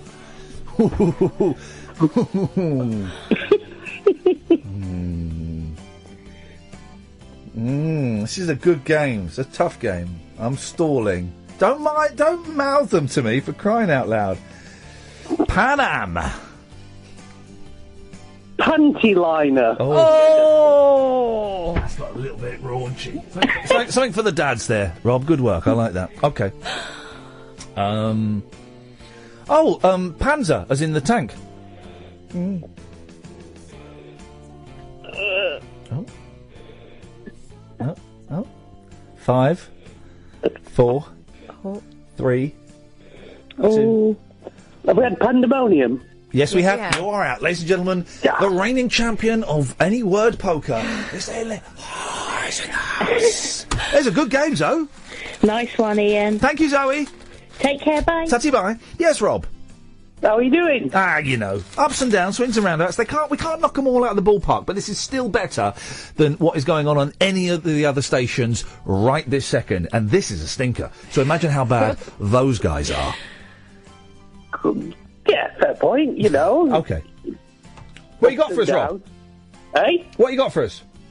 Right, today... Yeah. Walking through one of the shopping centres in London. Yeah. And one of the men... Yes. Turned round and said to the other bloke... And this is... It's nothing rude, nothing bad whatsoever. It's nothing rude, nothing bad whatsoever, says the man who phoned up Howard Hughes, the most decent man on radio, to talk about Marilyn Monroe's... private hair. Thank you very much indeed. And he said... Which looked, apparently, according to you, looked like Chuck Norris's wig. Did it? Anyway, yes. Apparently there is a picture online of that alleged... Thank you very much indeed. Continue, Ava. Area. Yes. So, he turned around and said to the other one... Why don't you just baff off? What? What? B-A-F-F. I've heard naff off, but not baff off. Baff off? Baff off. Baff off? Is that a London thing? I've never heard baff off. I've never either. Well. I don't. Anyway. Thanks, Rob. I'm just watching a weird argument now take place on Twitter between I don't know what's going on. Rob, thank you very much indeed. Oh, Rob! Yo. Say hello to Nigel. Hiya, Nigel. Hello. How are you? Hi there. Have you had a good day? Not too bad. What's been the best thing you've done today? Went out on my motorbike for a ride after it stopped raining. Did you go really fast? Yeah, I got 50 out of a 50cc. you lucky I've actually had nearly 60 out of it the other day. It's only a 50cc. Is that going downhill, Nigel? No, it's on the flat. It's amazing because it's a two-stroke. They're much faster than the normal. Hang on a minute, I just mentioned two-stroke to Rob. This could end in with egg all over our face. I'm trying to find a song here at the moment. What song are you trying to find, Nigel? The one I did earlier for you, Ian. I'm glad you've called up, Nigel, because I felt that I was a little bit overly critical of that excellent jingle that you recorded for us last time, and I wanted to apologise and say thank you. It was absolutely brilliant. I thought it was brilliant. Yeah, I thought it was more brilliant. It wasn't really a song. I wasn't trying to sing properly. It was just a jingle about you, wasn't it? Really? It was brilliant, and I came away from that show, and Kath will back me up. This is not me messing around. I came away going, I think I was a little bit harsh with. It's quite catchy, though, isn't it? Excellent. We'll go on. You're right. Let's see. Hang on a second, Nigel. Let's see how catchy it was. Go on, Kath. Sing a bit. Iain Lee, Talk Radio UK. Talk Radio UK. Do you know what, Ian? Go on, Nigel. I actually spoke to Lindsay Lohan a couple of months ago. She rang me from her fan club in London because I've got so many messages on her Facebook page. She's saying, please, Nigel, leave me alone. Yeah. Nigel, please, stop sending those pictures. She actually spoke to me, Lindsay Lohan. What? Did she? I couldn't believe it, but it was definitely her because I recognised her voice. How do you... You're bigger than Neil Sean in the Metro. How did she get your number, Nigel? Well, no, her agent rang me from the studio where she meets to go for her modelling stuff and things. Yeah.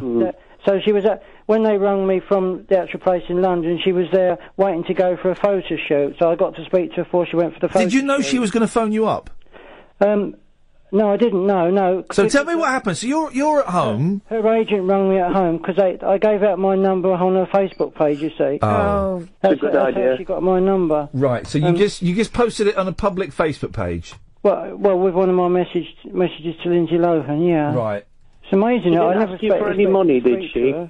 Would you like my song? Well, what did Lindsay say to you?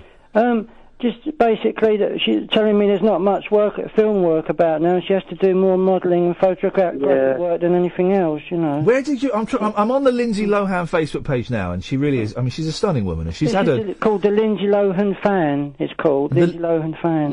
So it's not her actual page? Not her official page? No, this is a fan club, the Lindsay Lohan Fan Club. Lindsay Lohan... Is Lindsay Lohan Fans, and there's Lindsay Lohan Fan? Well, there's several of them actually, but I'm there's the also only one who knows the one that I'm Fanny on. Storch as well. What? Fanny Storch. Gosh. And you just posted a message on there with your phone number? Yeah, well, I've done it a couple of times. They knew it anyway. They knew my number anyway, I think. Nigel. Yeah. Are you 100? Because there are some wicked people out there that like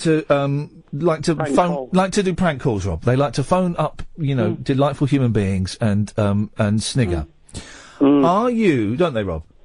Oh, they do, Nige. Are you 100? There's loads of Lindsay Lohan fans pages. Is it the one where she's eating hot tamales?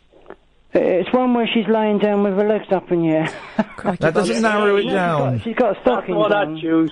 Yeah. Stockings and suspenders. That one. Can you see that one? Hang on a minute. She's stockings and suzzies. You know, with like a sort of photographic position. A photo.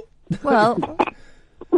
Lindsay Lohan. I'm worried, Nigel. Well, I'm not worried, because if you believe it was her, then that's good enough for me. No, it definitely was her, because she's got this, like, a different voice than anybody, a sort of squeaky voice she's got. Like this. How deep was her voice, Nigel? Could you do an impression? I couldn't. No, yeah, I'll do the impression of Lindsay Lohan. It goes like this. Hi, I'm Lindsay Lohan. Yeah, I'm American. I'm Lindsay Lohan. That sort of thing, you know. It was definitely her then. Pardon? Definitely her. Okay. I'm Lindsay Lohan. I'm American. I'm Lindsay Lohan. Yeah.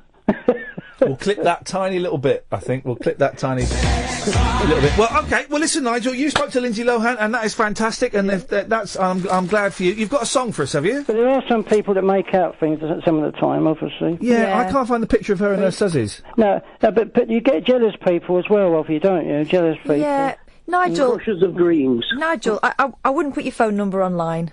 No, I've took it off now. Good. I would be careful putting your phone. Yeah, don't. This is a great suggestion for anybody. Catherine, aren't you? Yes. No, yes, she is. Yeah, because you sent me your Twitter address thing. And I suggested maybe you don't put your phone number on Twitter. No, I took it all off after I saw your message. Good. But these things once you put something online, it stays there forever. So just be careful, Nigel. Because you can forget. You can put it on there and do something else and completely forget what you've done the day before. Or you could not. Well, you could not put your phone number up there at all. I think is sensible advice for anybody. Yeah. Unless you're a business. Isn't that right, Rob?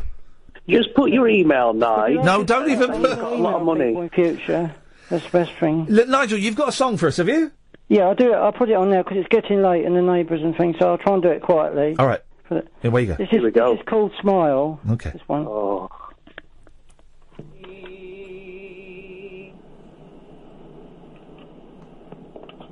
Nigel? Oh.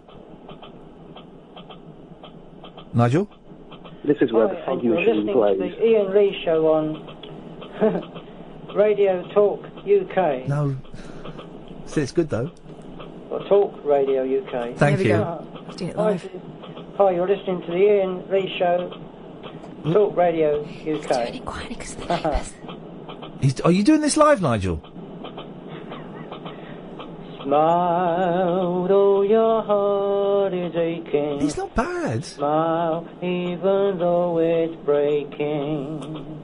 Though the clouds interesting military beats he's gone for. Sky, he's not bad. He's got a tune. If you smile through your tears and sorrow, smile, and maybe tomorrow you'll see the sun come shining through.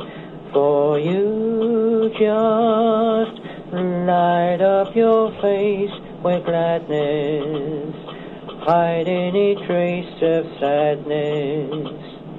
Although a tear may be ever so near, that's the time you must keep on trying. Smile, what's the use of crying? You'll find that life is still worthwhile if you just It's on speakerphone, so I can't speak over it. There we go, Nigel. Excellent stuff. It was great, and I don't think. I tell you what we'll do. We're going to. It's a yes from me, Nigel. You're through to the next round. Let's go over to Amanda Holden. Okay. Nigel, you look like a pop star. You sound like a pop star. You're through to boot camp. And let's go to Louis Walsh. Louis. Nigel, I'm not going to buy aftershave anymore. I'm just going to let ladies listen to that and babies will be born.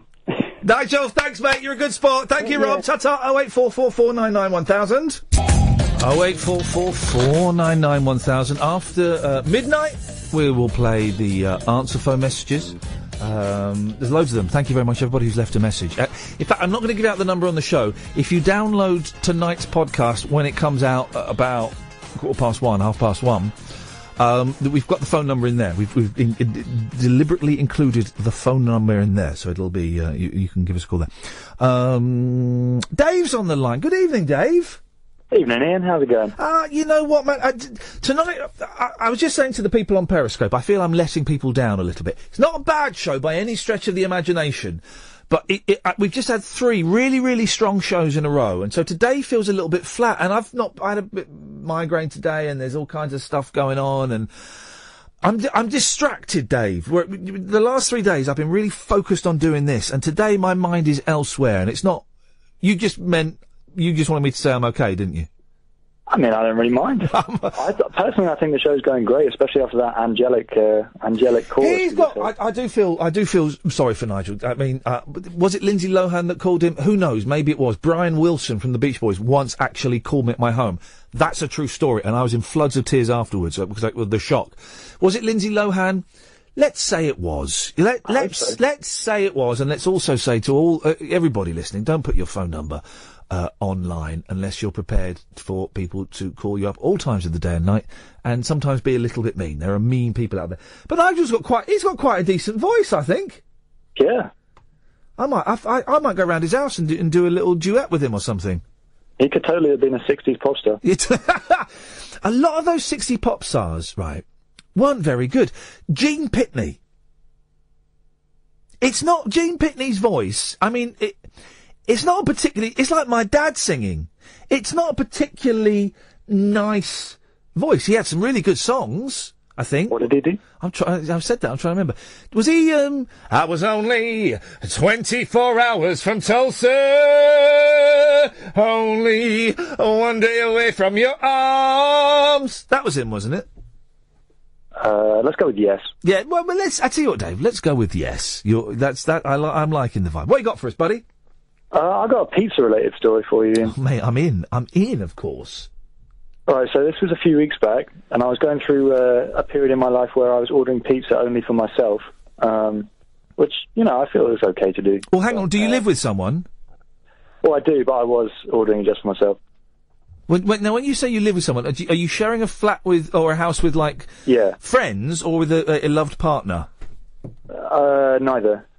Well, so just with people, you share. Okay. Well, that's fine to order. That's fine to order pizza for yourself. Then, of course, it is. Yeah, but then it got a bit weird. So I got a call from the delivery person, and I answered, and they said, "Hello, I've got the pizza for you and outside." And I was like, "Oh, okay. Here we go. I'll just come out." And I went out and I collected the pizza, and I was like, "Thanks, mate." And he was like, "Yes, no worries. Yeah, you're welcome." And then I told him, "Have a good night," and he went, "Yeah, cheers, mate. Bye." That never happened. Yeah, it did. No, it didn't. 100% did. 100% never happened. Prove it. Go on then.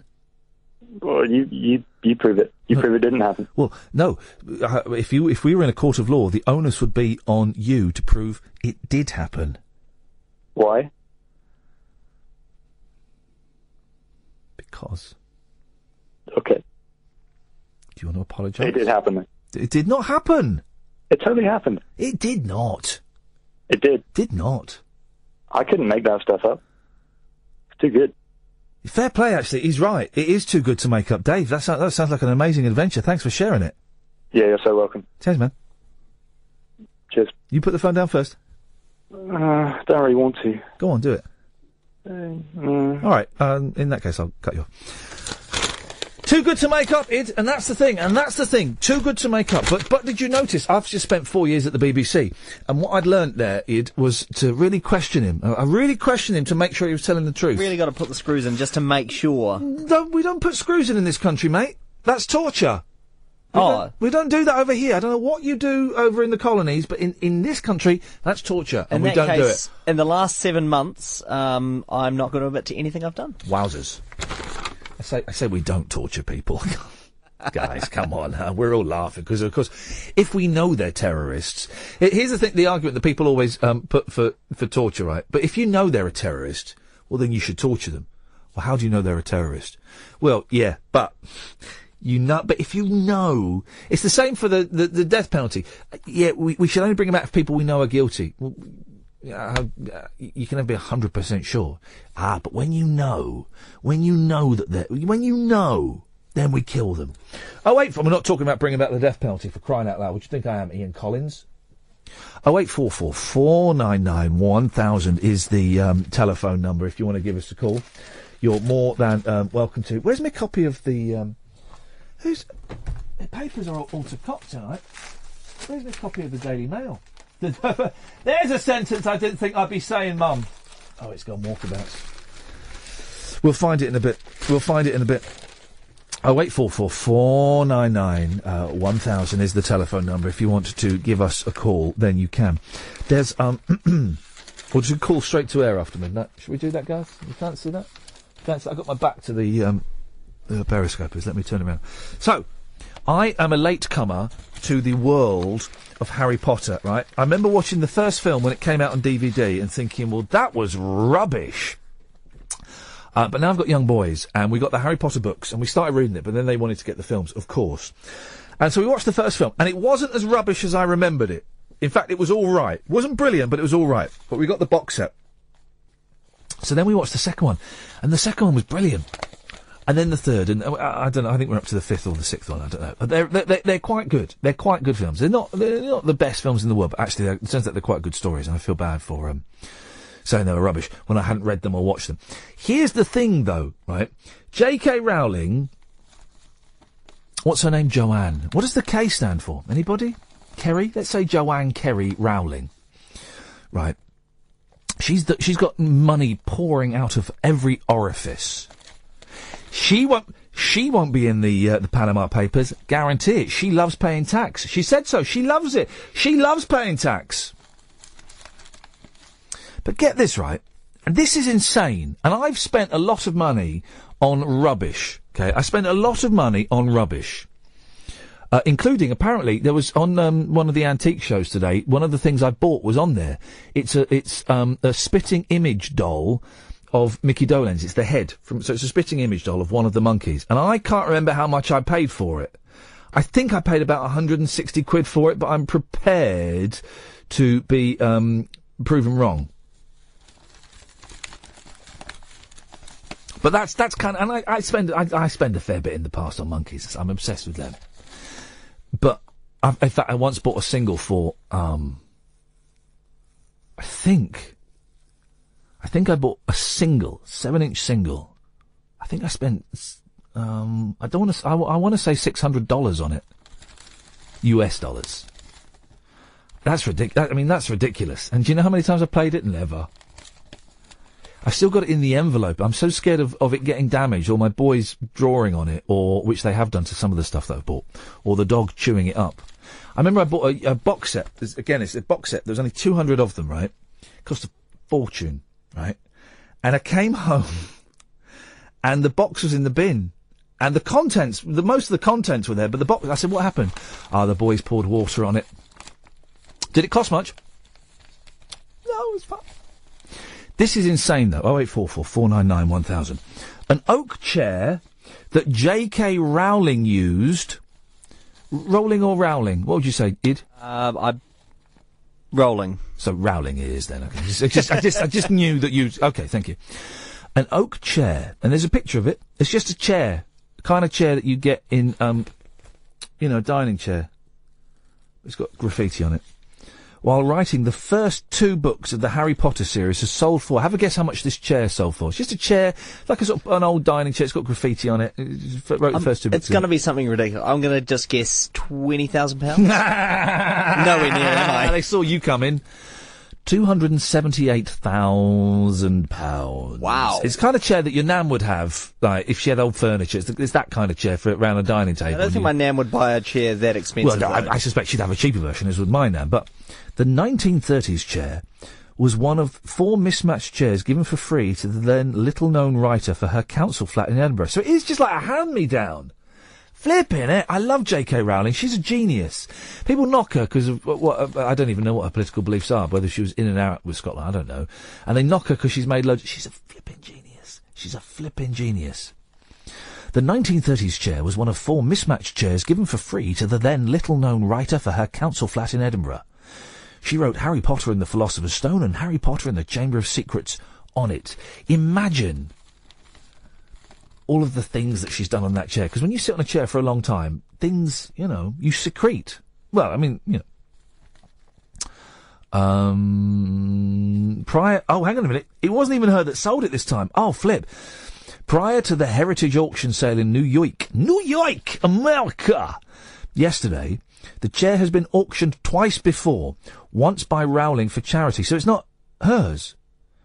Before donating it in aid of the National Society for the Prevention of Cruelty of Children. You see? She's magnanimous. She's generous. She's dangerous. She painted on it, you may not find me pretty, but don't judge on what she sees. She also, this is what here we go. She also wrote, I wrote Harry Potter while sitting on this chair. There you go. That's it. Ladies and gentlemen, that brings us on to the next hour of the show. Have you ever graffitied anything? I know at school, I'm old enough, we did, in some of the classes, we had those old wooden desks with that lifted up and the inkwell in it. We didn't use the inkwell, obviously, but this is the kind of stuff that we would write. Michael is a bender. That's the kind of stuff we would write. Not particularly clever, not particularly funny. If you've ever graffitied anywhere, the only time I ever graffitied in public was on a poster of, do you remember Matt Marsden? Was his name? And he was kind of like an actor, and then he was a sort of like a pop star for about 20 minutes. And he used to go to the same college I went to, but was about 4 years, above me, and I didn't know, or 3 years, I didn't know him at all, and I was a lot of these stories involve me being very, very drunk, and I was very, very drunk in Kentish Town, and I saw, hang on a second, Nigel,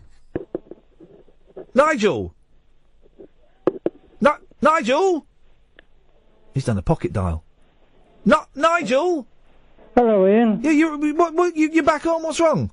Yeah, I wanted to tell you who to look at on the Lindsay Lohan page. Oh, yeah? The Lindsay Lohan fan public group. If you go to that, I've got it here in front of me. I'll go and have a little look, Nigel. Thank you, mate. You go and relax.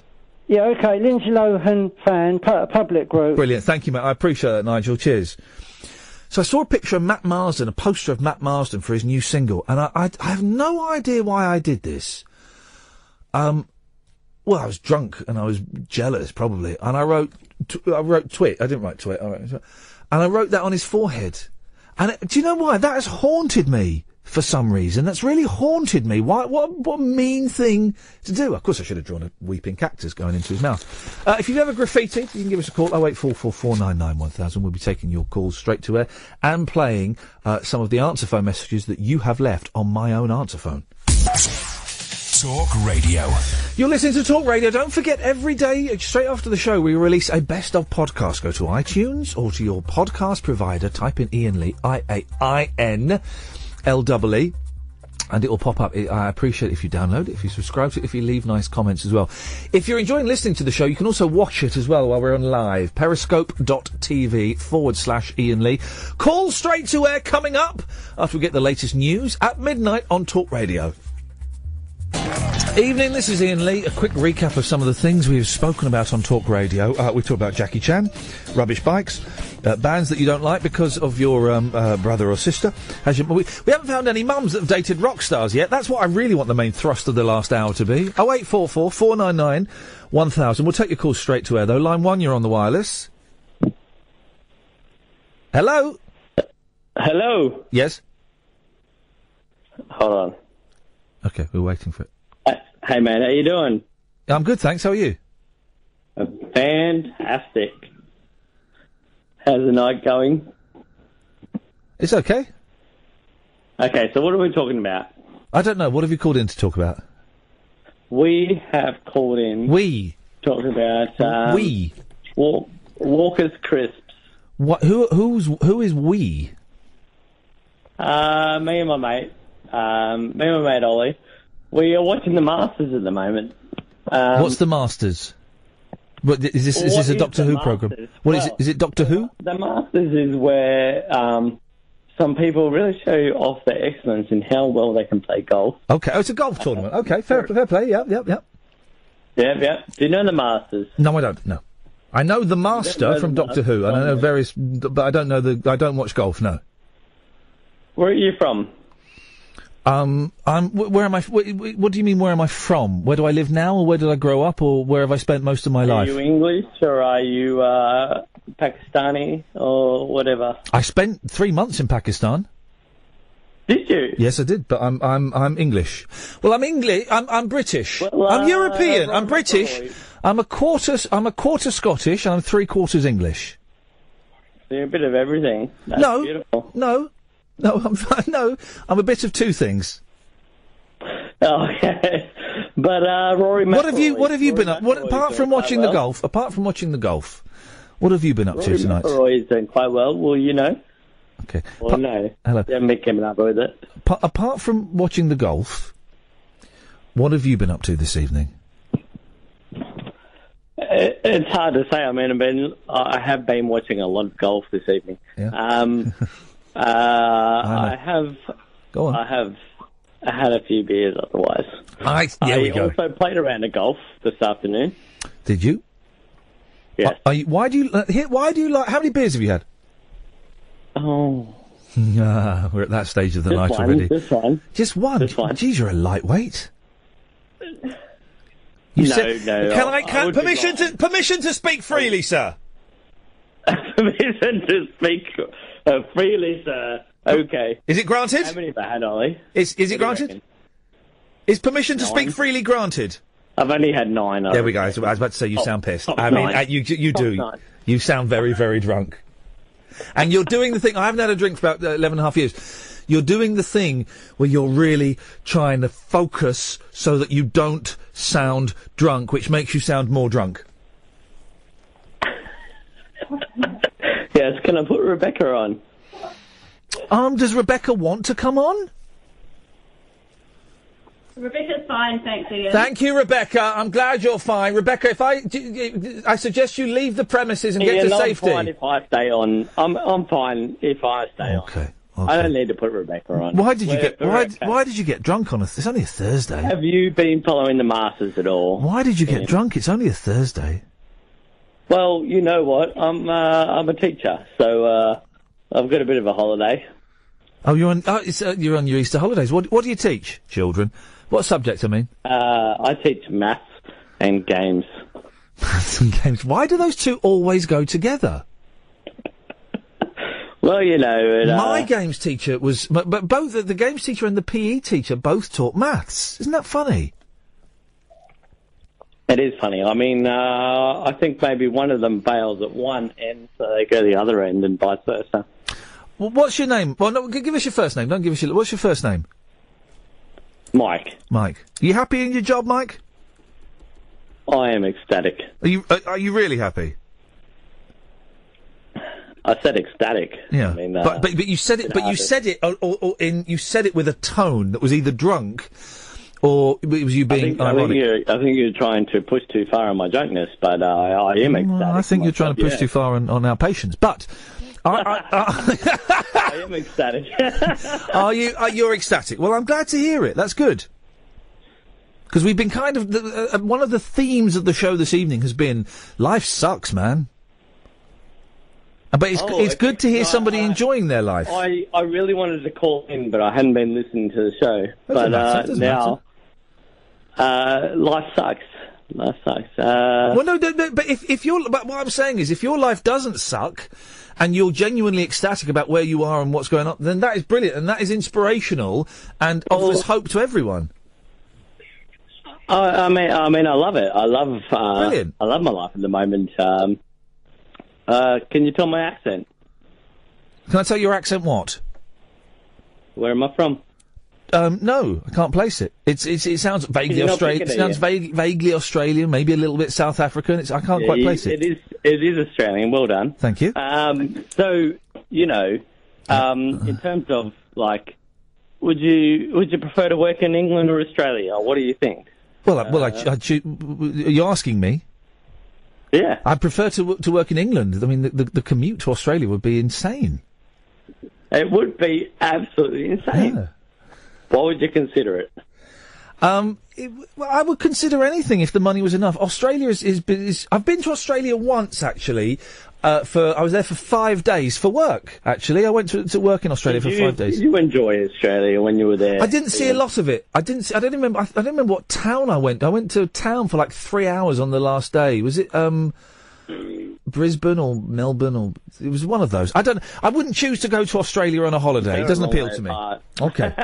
Okay. But you've come over here and it's great you're here and you're very, very welcome and I'm glad you're teaching our young people how to play games and play them fairly and how to do sums. Thank you for that. Well, mate, I really like what I do here. Good. I'm glad you're doing it. I think Australia's ecstatic. I mean, ecstatic. I think you should come over, Ian. I think no. it's a fantastic place. I mean, Okay, I'm going to let you go now. Are you going to let me go, Ian? Yes. Oh, have you got a lot of other callers coming in? Well, I've got another caller coming in, but I'm gonna let you go because I think you're a little bit more drunk than you think you are. It has been fantastic to talk to you. Thank you, buddy. Nice to talk to you, mate. Have a good one. And please say hi to Ed. Look after him, Rebecca. I will. Thank you very much indeed. There we go. That was nice, wasn't it? Hands across the water, or across the bar to get another drink. 0844 499 1000. Let's go to line 2. 2, you're on the wireless. Good morning. Good morning. How are you? Ian? Yes. You were saying that you couldn't understand why PE teachers and mathematicians are the same thing. They both have to do with figures, don't they? Go on.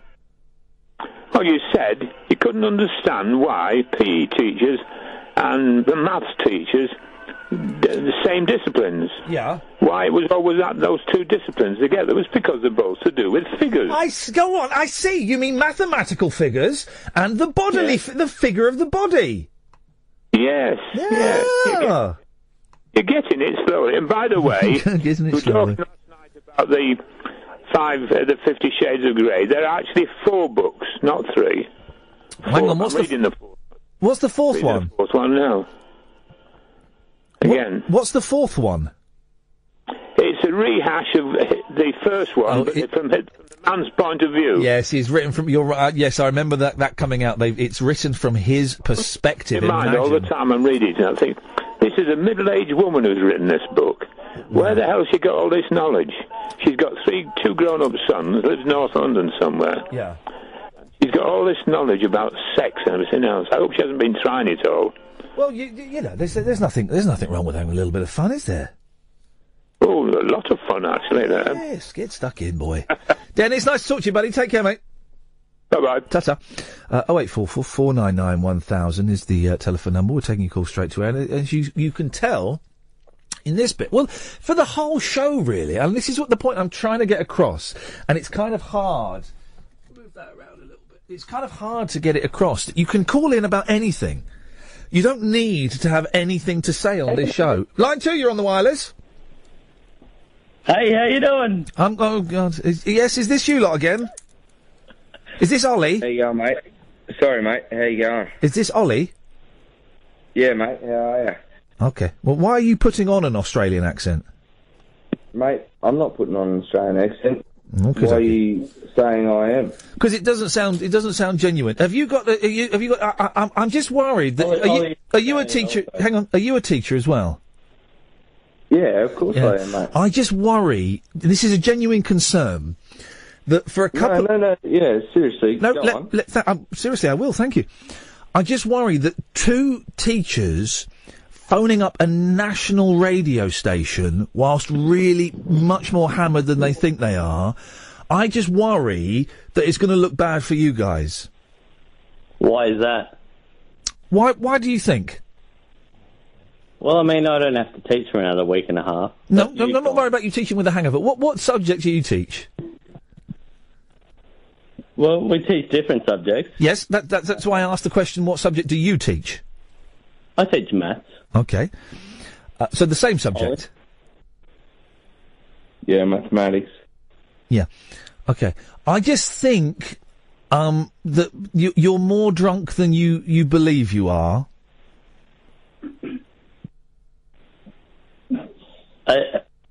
I don't know what you're trying to say, Ian.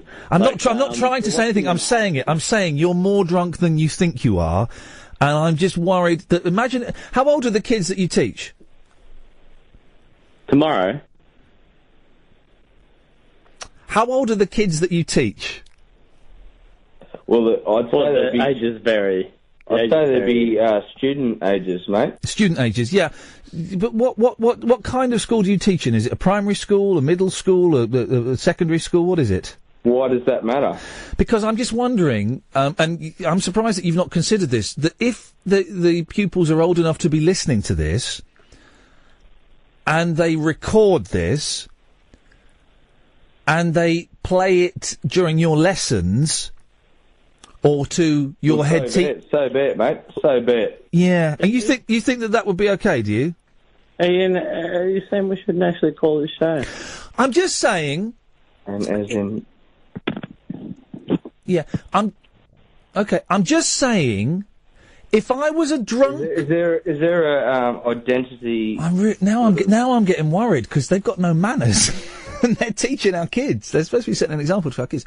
No, I'm just trying to ask Ian. Are you, I'm just. I'm calling your show. No, I'm trying to call your show. I'm trying to answer, and now I'm getting worried. I always thought teachers were good. But you're teaching young people, and it terrifies me. It genuinely terrifies me. This is a laugh of fear and of sadness. No, I just wonder. No, there we go again. There goes the rudeness again. I'm just thinking that if I were a teacher and I got drunk, and that's groovy, man, if that's what you want to do, of course, that I would be really careful about displaying that drunkenness in a public forum, because I think it would weaken my my position as a figure of authority. But you obviously disagree, and that's great.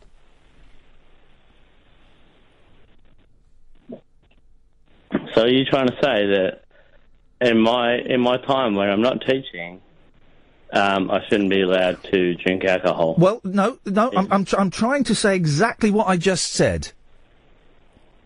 Go on again. I'm not going to. You're saying that because I'm a teacher, I shouldn't be allowed to drink alcohol? Not what I said at all. In fact, that if you'd actually listened to the words that I'd said, this is why I love late night radio. We're in, guys. If you'd actually listened to the words I said, you'd have heard that was not what I was saying at all. And that's part of the reason why. And repeat it, because that's. I'm not going to repeat it, and it worries me that you as a teacher that should be listening to our young people, you're making a phone call and you can't even listen to what I'm saying and take it in. Ian, can I say one thing before I go off radio? Yeah, I warn you, I've got a 7-second delay, so if it's a swear word, I can dump it. No, it's not going to be beautiful, and then you can say whatever you want, fella. Go on. It really upsets me that you really struggle to get any callers onto your radio station. Well, I can't speak for I can't speak for the rest of the radio station, but this show does all right, mate. But thank you for your concern. I'm sure it does. Good. Bye. Okay, thanks a lot. Now I'm worried about teachers. Blimey. 0844 499 1000, taking calls straight to air. Anyone can call in, but whatever state of mind. Is it, and this is a genuine question, because you won't have ever experienced this, and I have before, is it a full moon tonight? I don't think so. Shall I go and check? What do you know? I don't mean look out the window. How do we know? Well, there must be a website. Full moon. Are you asking me because I'm a woman? Somehow I'm more in tune. Well, you'd be on your period. Well, I'm not, so. Well, have a look. Find out, because if it's a full moon, honestly, and this is a weird thing. I've noticed it. It has an effect on the callers. It could certainly be affecting my kind of chi and chakras at the moment.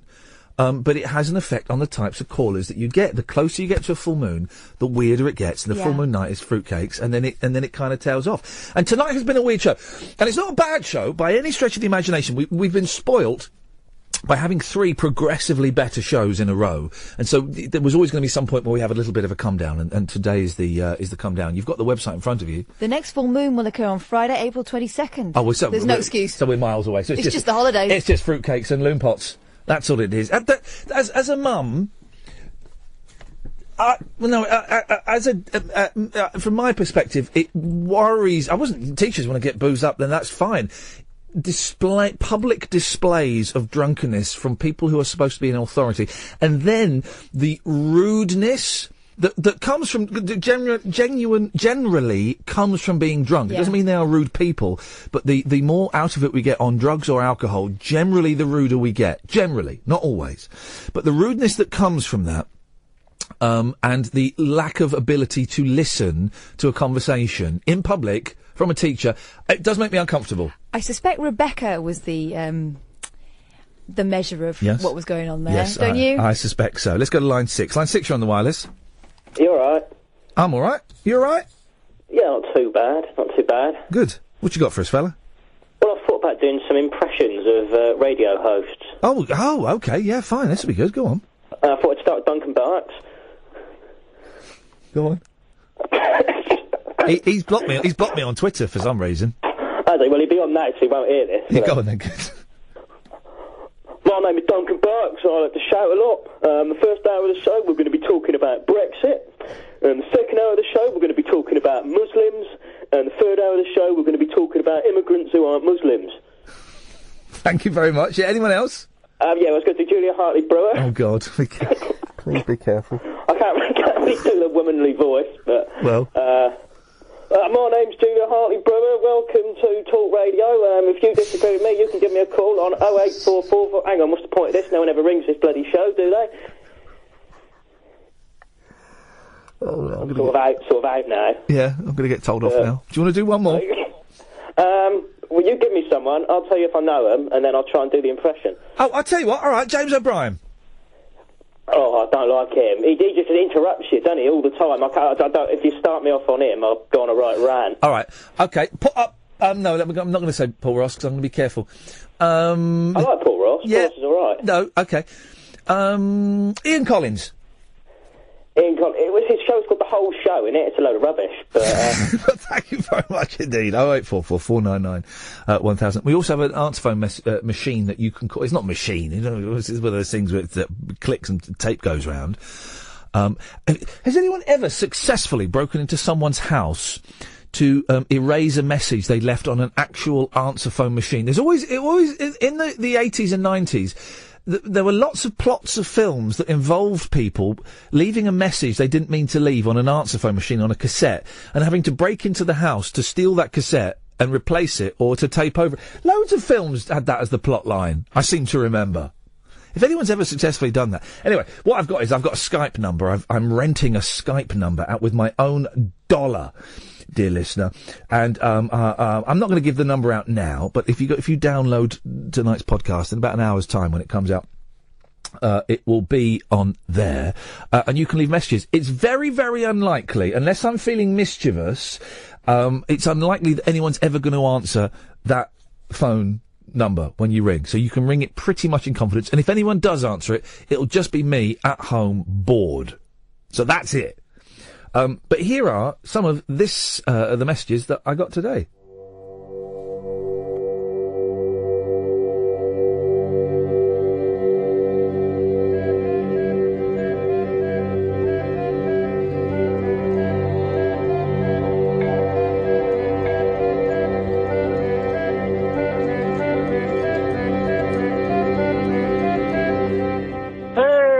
Ian, David Hasselhoff here. I'm just taking time out from filming my brand new movie, Action Taught Us 2, and I'm about to eat a Cornish pasty with a side portion of peas. Kit, get me out of here!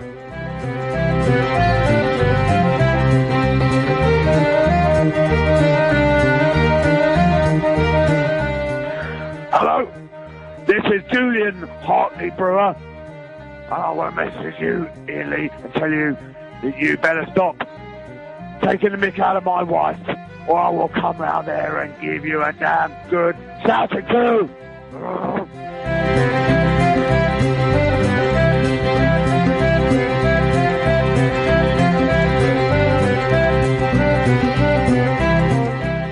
You're my honey bunch of sugar plum, plummy yummy yumpkin.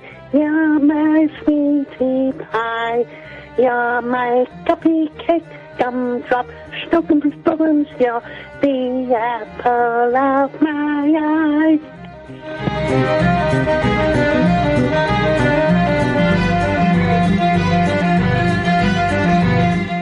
Call Iain Lee, show on Talk Radio. Call Iain Lee, show on Talk Radio. Monday, Tuesday, Wednesday, Thursday, Friday. Monday, Tuesday, Wednesday, Thursday, Friday on DAB Wave. Oh, Iain Lee, show on Talk Radio. Iain Lee.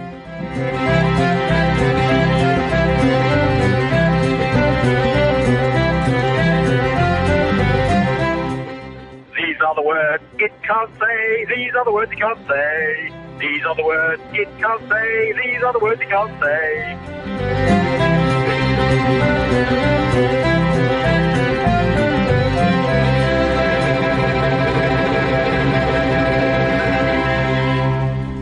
And that was the end of today's phone message. If you want the number, it's in the podcast, today's podcast. I think the internet's gone down, guys, because the Periscope has stopped. There's no great loss. We got most of, we got a good chunk of the show. My Twitter has crashed as well, so I don't know. I don't know wagwan. 0844 499 1000 is the telephone number. We will continue taking your call straight to air after this. Yes, I don't quite know what. Maybe I've used up all of Talk Radio's data allowance. You broke the internet like Kim Kardashian. I think I broke the internet. I'm turning my computer off and on again, as it often works. Turning my phone off and on again. Sorry if you're watching on Periscope, guys. It's an experiment that's, we'll see how it goes. I know lots of you were enjoying that. I'll see if I can get it back up again, but maybe we should try again tomorrow night. Is a phrase that I've often said. Call straight to air 0844 499 1000. You do have to be so careful these days. Well, I'm so glad that Twitter and Facebook and MySpace, flipping out, that's odd, didn't exist when I used to get drunk and partay. None of those things existed at all. So there are and we didn't have cameras in our phones. So there are very few pictures of me drunk or, off my mash or any of that stuff. And I'm very lucky because I would have been a car crash. Mm-hmm. I would have been a car crash. Bad enough when your mates used to tell you what you'd done the next day. Yeah, exactly. It would have been absolutely awful. But, well, I'm glad that never happened. Just poor Rebecca. I do feel for her. Oh, why? She was loving it. She was part of it. No. I think she... well, she was there. She was distancing herself physically from the whole thing. I don't know how distancing she was being from it. Let's go to line 1. You're on the wireless. Hello, mate. Hello, mate. So we're talking about burglars breaking into houses. Right. You're the gentleman that I spoke to just a minute ago, are you? No, I don't know what you're talking about. Okay, who are you? Jason. Okay, you're not, are you, Mike? Sorry, I'm Jason. I don't know what you're talking about. Okay, you do. Is Mike there? Sorry, I'm really upset about this phone call. What are you doing? I don't know. Hello? Hello, who's that? It's Jan. Hello, Jan, you're right, Jan. Yeah, I'm fine. Couple of things. Go on, Jan. I was going to ask you whether you've seen the Eddie the Eagle film. No, I've seen the trailer for it about a dozen times. I've been to the cinema a lot recently. I've been spending a lot of time in the cinema, and I've seen the trailer for it. And it just, have you seen it then? Yeah, I saw it tonight. Did you like it? I liked it, but I felt it was a little bit hollow. Much like Eddie the Eagle himself. Was it funny at all? Was it what? Was it funny? I feel that I've seen all the funny bits in it in the trailer. I think you probably have. Yeah. I mean, it wasn't, there wasn't any real sort of raucous laughter bits. Yeah. In it. Yeah. And, I mean, to be perfectly frank with you, I was only interested because that Hugh Jackman was in it. Yep. And I thought, I could do with a little bit of eye candy. Oh, dearie me. And I thought it might be quite an interesting story. But I felt it was a little bit hollow. Yeah. But, I went with my teenage son, and I was saying to him, what did you think? And to be honest, I wouldn't say he disliked it. Would a teenage son even know who Eddie the Eagle Edwards is? Probably not. Yeah, actually. I know, because it's one of those things that was and I've met Eddie, I've worked with Eddie, I think I filmed I think I went ice skating with him for Watchdog, those crazy BBC producers! And he is such a nice bloke. And that's it, he's a nice bloke. I've not got a bad thing to say about him, but a whole film about him? Is he still seen as a British kind of hero? A battler. I don't think I don't know whether he was actually seen as a hero. I mean, I did say to my son that I do actually remember watching the Olympics when he was there, and I remember the commentator saying, about him having his own style, and almost Mickey taking, but not obviously. He was a joke. He was a joke, and I say that with love and respect. He was a joke, wasn't he? And that's why I was surprised, actually, that they made a film about him. So I thought, maybe there's going to be a bit more in the film that we don't know about. And there wasn't really. I mean, throughout the whole film, it was mainly just him and Hugh Jackman. There were very few other cast members, and I don't know, I just feel that they could have sort of made it a bit meatier. I mean, you didn't learn anything about his childhood, really. You didn't learn about how he got on at school, if he had any friends at school. And there was one thing that is fairly obvious, very obvious actually in the film, is that he's obviously, I would say, on the Asperger's spectrum. I don't know. Well, that's a suggestion in the film. I don't know if that is or not, possibly. But it's just the whole film, and I knew this film was coming, and I've seen the trailer so often, and it's just, no. No. It's not really about Eddie the Eagle, though, is it? It's kind of Cool Runnings rebooted. It is, though. It's about a plucky underdog, people you don't expect to, do something, doing something. And I don't know whether, if you're going in there expecting some sort of documentary about Eddie the Eagle, you're going to be disappointed. No, you're absolutely right there, because I don't feel that I've learnt anything about him tonight. No. Which is a shame, because I like documentaries about people. Oh, it's not a documentary! Come on! I mean, I don't know. I haven't actually done any research on it, so I don't know what he feels about the film. But, I mean, the very first thing, they show him in calipers, and I thought, I didn't realise he was disabled. Yeah, he had a troubled childhood. But then they took the calipers off. Yeah. But that's all you saw, really, about his childhood, and I would have liked to have known a bit more. I bet he's written a book. Are you a fan of autobiographies, Jan? Yeah, I am. Well, I bet he's written the book. I'm quite often disappointed about them. Yeah. Yeah, I've read quite a lot of autobiographies. Jan, listen, and I'm quite. So it's a thumbs down from you. Well, yeah. Just going to be shaking a hand. She's too nice to put her thumbs down. The other thing I wanted to talk about, before you cut me off, is I worked in education for 8 years, and teachers are a very strange group of people. Were you a dinner lady? Trust me. Were you a dinner lady, me on Jan? that. Jan, were you a dinner lady? Oh, no, I wasn't a dinner lady. Goodness gracious, no. Hey, my mum was a dinner lady. I used to work with, oh, sorry. Yeah. I used to work with kids with learning difficulties. Oh, okay. Serving them dinner. The secondary sector. Can't hear you very well, actually. Because you got your radio on. Listen, when you call in again, Jan, turn your radio off. It makes things a little bit easier. We'll indulge this. We'll indulge this a bit more, but then we'll kind of let. Oh, they've gone. They put the phone down. Okay, that's fair enough. Periscope is back up. The internet went down. We've had to go to the guest backup. There's TalkSport guest, and TalkSport guest backup. Crikey. So maybe I did use up all their data. Is that possible? Yeah. Is it? I don't think they've accounted for very much. Oh, really? Maybe. Oh, blimey. Maybe they didn't reckon with us doing stuff like this. Oh, can you check for tomorrow then? Yeah, to find out whether. I'll ask whether we broke their internet. Struth.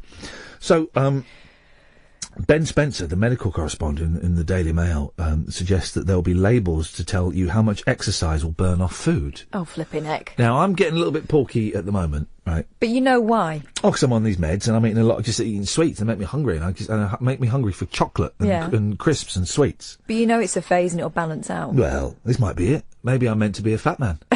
Like I'm meant to have a beard, maybe I'm meant to be a fat man. I don't think so. That's possibly it. So they're gonna, but this is insane, right? To burn off, here's some of the figures.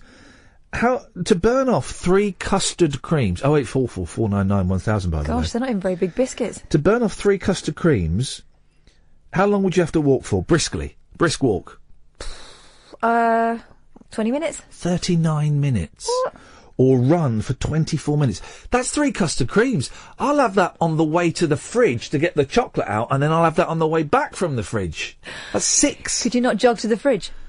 Well, I suppose I could. A large latte. Don't have coffee anymore, so don't bother me. 27 minutes brisk walk. Gosh. Hang on a minute. To burn off an apple, why would you want to burn off an apple? Why would you want to burn off an apple, line 1? Hello. Hello, line 1. You were talking earlier about Catherine and a funny line when she was shooting people. Oh yeah, if Princess Kate, the Duchess of Caithness, if all of the royals must have had some form of military training, and if she ever shot a terrorist in the back who'd held her hostage, what would the funny line be that she would say? She'd shoot him in the back. Bearing in mind I've got a dump button here. She'd shoot him in the back, and she'd go, I'm afraid I'm going to have to deny this. Then she'd turn round, and there'd be Pat Sharp, Lindsay Dawn Mackenzie, and Wolf from Gladiators to take her back to barracks. Thanks very much indeed. That's great.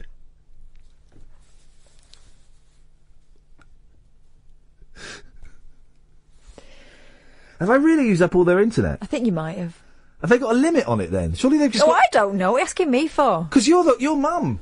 I'm not. But you genuinely think I have? Is that what Ed told you? No. Oh, so I have to ask Ed, do I? He's got glasses. He obviously knows computers. You know, Ed, have I used up all the Wi-Fi? I don't know if there's a limit on the Wi-Fi. It probably just dropped for a second and... No, it's not. It's not. The TalkSport guest is gone. It's gone? I'm on TalkSport guest backup. Have you tried turning the guest off and on? Have you seen me leave the studio, buddy? What is he? I'm just deploying my standard IT response. I'm going to deploy here. my fist in your face. If I was a violent man, right, I would. When I beat people up, I'd be very, very funny about it. Would you? I would. Well, that was a Would funny. you have lines? That was a funny line. Yeah. I'll deploy my fist in your face in a minute. It was good. And then I'd literally be smashing him in the face. Well, the glasses would crumple and glass would get in his eyes and his teeth would break. But we'd be laughing. No. Well, I'd be laughing until your fist actually hit my face. Yeah. And I'd be a bit upset. Then you'd be crying, yeah. But and I'd be saying, leave it, boys, this isn't worth it, it's just the Wi-Fi. And then I'd say, Wi-Fi, not me here! Wi-Fi, not me! Wi-Fi, me not hit him! What? It's sort of like Chinesey. Yeah. Wi-Fi, me not hit him! Which I think is actually Chinese. Wi-Fi, me not hit him! Wow. I'm glad we didn't get to that stage, because that was really... Yeah, we're not going to get to that stage. Wi-Fi? Why not? There we go. What if I do? No. Why? It's Wi-Fi, why not? Followed by Wi-Fi, me not hit him. Wow. 0844 499 1000. Evening, dear listener. Iain Lee, Talk Radio. The last 15 minutes of the show. If you want to call, it's call straight to air. So I'm going to sit here talking to myself. You can call in about anything you want, really, and I don't mind what kind of state you are in. You know, we've had some drunk Aussie teachers on, and it's kind of fine. Well, it is fine. Of course, it's fine, but I haven't had a drink for a long time now, and I tend not to hang out with people who drink. And the few times I do, I am reminded of like really drunk people are really boring. They're really boring. Unless you're in that state as well. But people who are drunk or are on drugs generally are really dull people. There are exceptions, of course. But if you're completely straight and you're watching these people like this, and it's boring. And I think back to the times I was drunk and think, God, how boring must I have been? But you can give us a call and we'll see how we get on. We'll kind of play it by ear. How's about that? 0844 499 1000 is the telephone number. Line 2's on the wireless. Yes, line 2. Yo, Ian, how you doing? I'm alright, mate. What you got? Good. I've got a poem for you. Do you want to hear it? Oh, yeah, I'd love a poem. Yeah, go on. Oh, no, hang on. I hate poetry on the radio. I hate poetry on the radio, but... Yeah, go on. Yeah, there's many things you've changed. There is. I'm trying about for you, the show, and everything. Yes, I'm trying to be more embracing of life, even though it sucks. But let's go. Go on. All right, here we go. Right, excuse me. Ian's back on the wireless from 10 until 1. Every weeknight, the weekends he's gone. Back to his house with his family, what joy. The other 2 members and, of course, Astro Boy. Yep. Ian is king, he's the star of the show. Oh. He's aged just a bit, and that beard has to go. Beards are for purpose, he wants to declare. Pants must be worn and chins must be bare. So now he's unkempt and he doesn't look neat. He's still off to booze, but now he eats meat. He's had a haircut and he thinks he looks cool, trying to look like the bloke in Deadpool. This is good. But Ian's not solo on this escapade. Oh. There in the back is his boy and his maid. One's from Loop North and one's from Deep South. First let's talk of the one with the mouth. It's nice that he brought Cass to his new home, but how do you spell Stockholm Syndrome? Salford's own Petty Hurst, there goes our poor Cass, cackling away with her dirty laugh. Producing the show and queuing each caller, a better co-host than little Kate Lawler. Oh, well. Trying her best but not down in the dumps, and bullying Id for his pineapple lumps. There through the glass, it's a chap who's called Id. He's from South Australia, also Ian said. He doesn't have cats, and he doesn't have pups. And his favourite food is haddock and chops. I couldn't get fish to rhyme, so... So, hang on, I'm not finished yet. Oh, blimey, all right. It's like Homer's Odyssey. Yeah, go on. So there's no Eloise back doing the pod, and no Grumpy Davis whinging, thank God. Oh, thank God for that. Agent Chris has departed to some other place, and Pilkington's too big, now he's a face. Yep. Barry still calls, as does Caddick and Rob, which, let's be honest, is a bloody good job, because without a bonnet, the show would be lame. Hey, what? Too many summoners with calls out of tame. What? But never forget who's the man of the hour. Sodcastle Grayskull, Iain Lee has the power! Ladies and gentlemen, thank you very much indeed. It's appreciated. I'm not a fan of poetry, but that was very, very funny. It made me laugh a lot. Anyway, it doesn't matter. Let's go to line 2. You're on the wireless.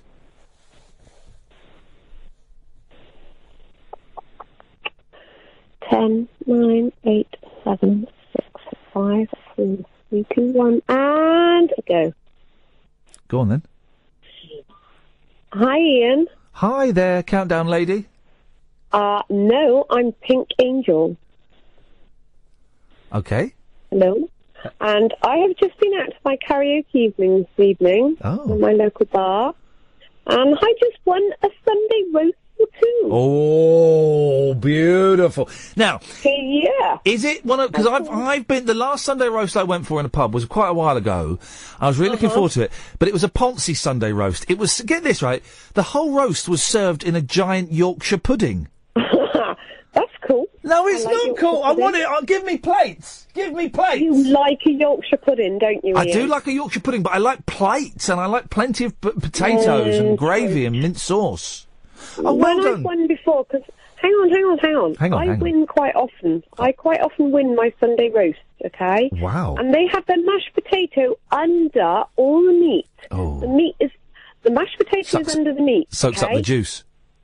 But it's free. I have a free Sunday roast. I sang for my supper. Well, no, you didn't. No, you didn't. I did. No, you didn't. What did I do then? You sang for your lunch. No, true. Aha, you have me there. I sang for my Sunday lunch. Well All done you. Hey, listen, any form of payment. I know musicians who've been doing it for years that would happily do a whole gig for a Sunday roast. What did you sing? What did you sing? I sang Dido. Oh dear. White Flag. Oh, they probably gave it to you out of sympathy then. Of course. Yeah. And then I also sang Ellie Goulding, How Long Will I Love You? Here's the thing about Ellie. It's Ellie Goulding, isn't it? Yes, it is indeed. I don't know anything about that woman, and I've never really seen her before. But on my drive home along the A40, there are 2 massive posters of Ellie Goulding. And I think I'm ever so slightly falling in love with her. I don't know what she sounds like. I've only ever seen these 2 pictures, but I think I'm falling in love with her. Would you like me to sing a little bit of it? Just so you know what she sounds like. Why the hell not? Go on. Because I actually sang like Ellie Goulding. Goulding. Goulding. Goulding. Goulding? Goulding. Ellie Goulding. Goulding. Goulding. Goulding. It depends where you come from. Goondigger. To She's like golden. Yeah, Ellie Goulding. R. Golden. Ellie R. Golden. Goulding. R. Ellie. Yeah, sing. RL. Sing. Indeed. How long will I love you? As long as it's... No, thanks. I've gone right off Ellie Goulding now, so that's that works out quite nicely. 0844 499 1000 is the telephone number if you want to give us a call. Call straight to air. We'll have no more poetry. I'm not a fan of poetry. I never got poems, okay? Maybe I was taught wrong. Or maybe poems are just rubbish. I don't know. I never got poems. And poetry on the radio, normally, that was a good exception. But normally, once you start encouraging... Having come from, BBC local radio for the last few years, I've been in the wilderness. I've served my time. Served it well. You're always getting loads of old women phoning up. Ian, I've written a poem. No. No. And they go on and on and on. And they're all... you know the tune to these poems. Da-da-da-da-da-da, da-da-da-da-da-da, da-da-da-da-da-da, da-da-da-da-da-da. All the flipping time. 0844 499 1000. The drunk teachers seem to have settled down, and that's good. If you miss them, they'll be in the podcast. And maybe their pupils will have it on their MP3 players or their pocket telephones. And maybe, just maybe, during a lesson, they'll play them. I don't know. And that's why you have to be careful. Food and drinks should carry labels showing how long it would take to walk or run off the calories, a leading health expert suggests. Flippin' it, that's not what we need. That's going to make everyone feel terrible, isn't it? 0844 499 1000. Shirley Kramer, Chief Executive of the Royal Society for Public Health, said people simply do not understand existing labels on food packets. I don't want to understand existing labels on food packets. I don't look at existing labels on food packets. I don't want to know what these things are going to do to me. Do you, Line 1? I don't know. Good, thank you. What you got for us?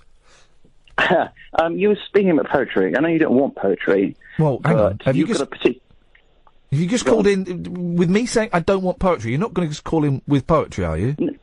No, of course not. You have a saying that you say. Yeah. When someone makes a rhyme, and you sometimes say, oh, yeah. Oh, I've forgotten it now. I've rang in. I'm a poet and I never realised. That's it, right? I want to know whether I nicked that off you, or whether you nicked it off me. Oh. Well, who are you? who the hell are you, first of all? I am nobody. Right, well, then, in that case, you definitely nicked it off me. I mean, I am nobody as well, but how the fact that you forgot it, we're all nobodies, man.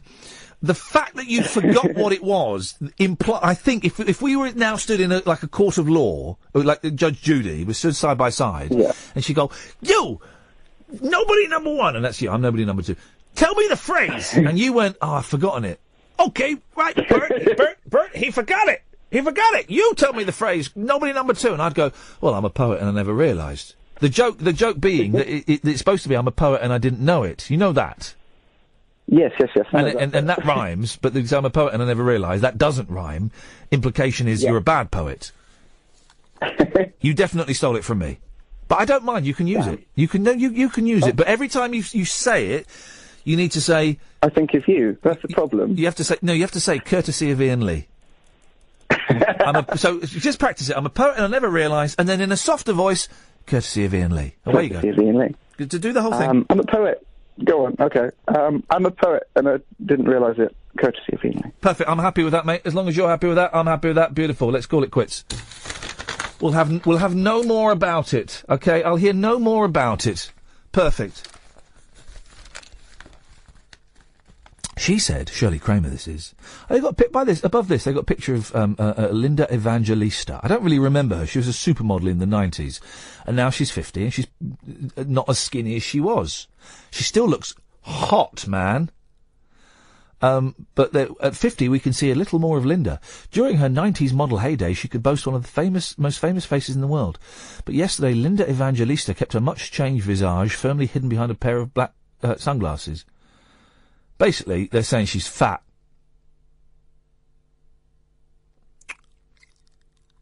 She still looks hot, man. If she didn't look hot, what's the point?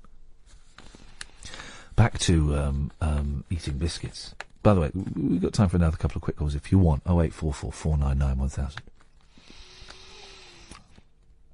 Public polling by the Society has shown that almost half of people find current food labels confusing. Oh, flipping out, I'm trying to do a show. Yes, line 1. My old Auntie Kitty only had one. Thank you very much indeed. There we go. You see, that's that was you know that was a borderline.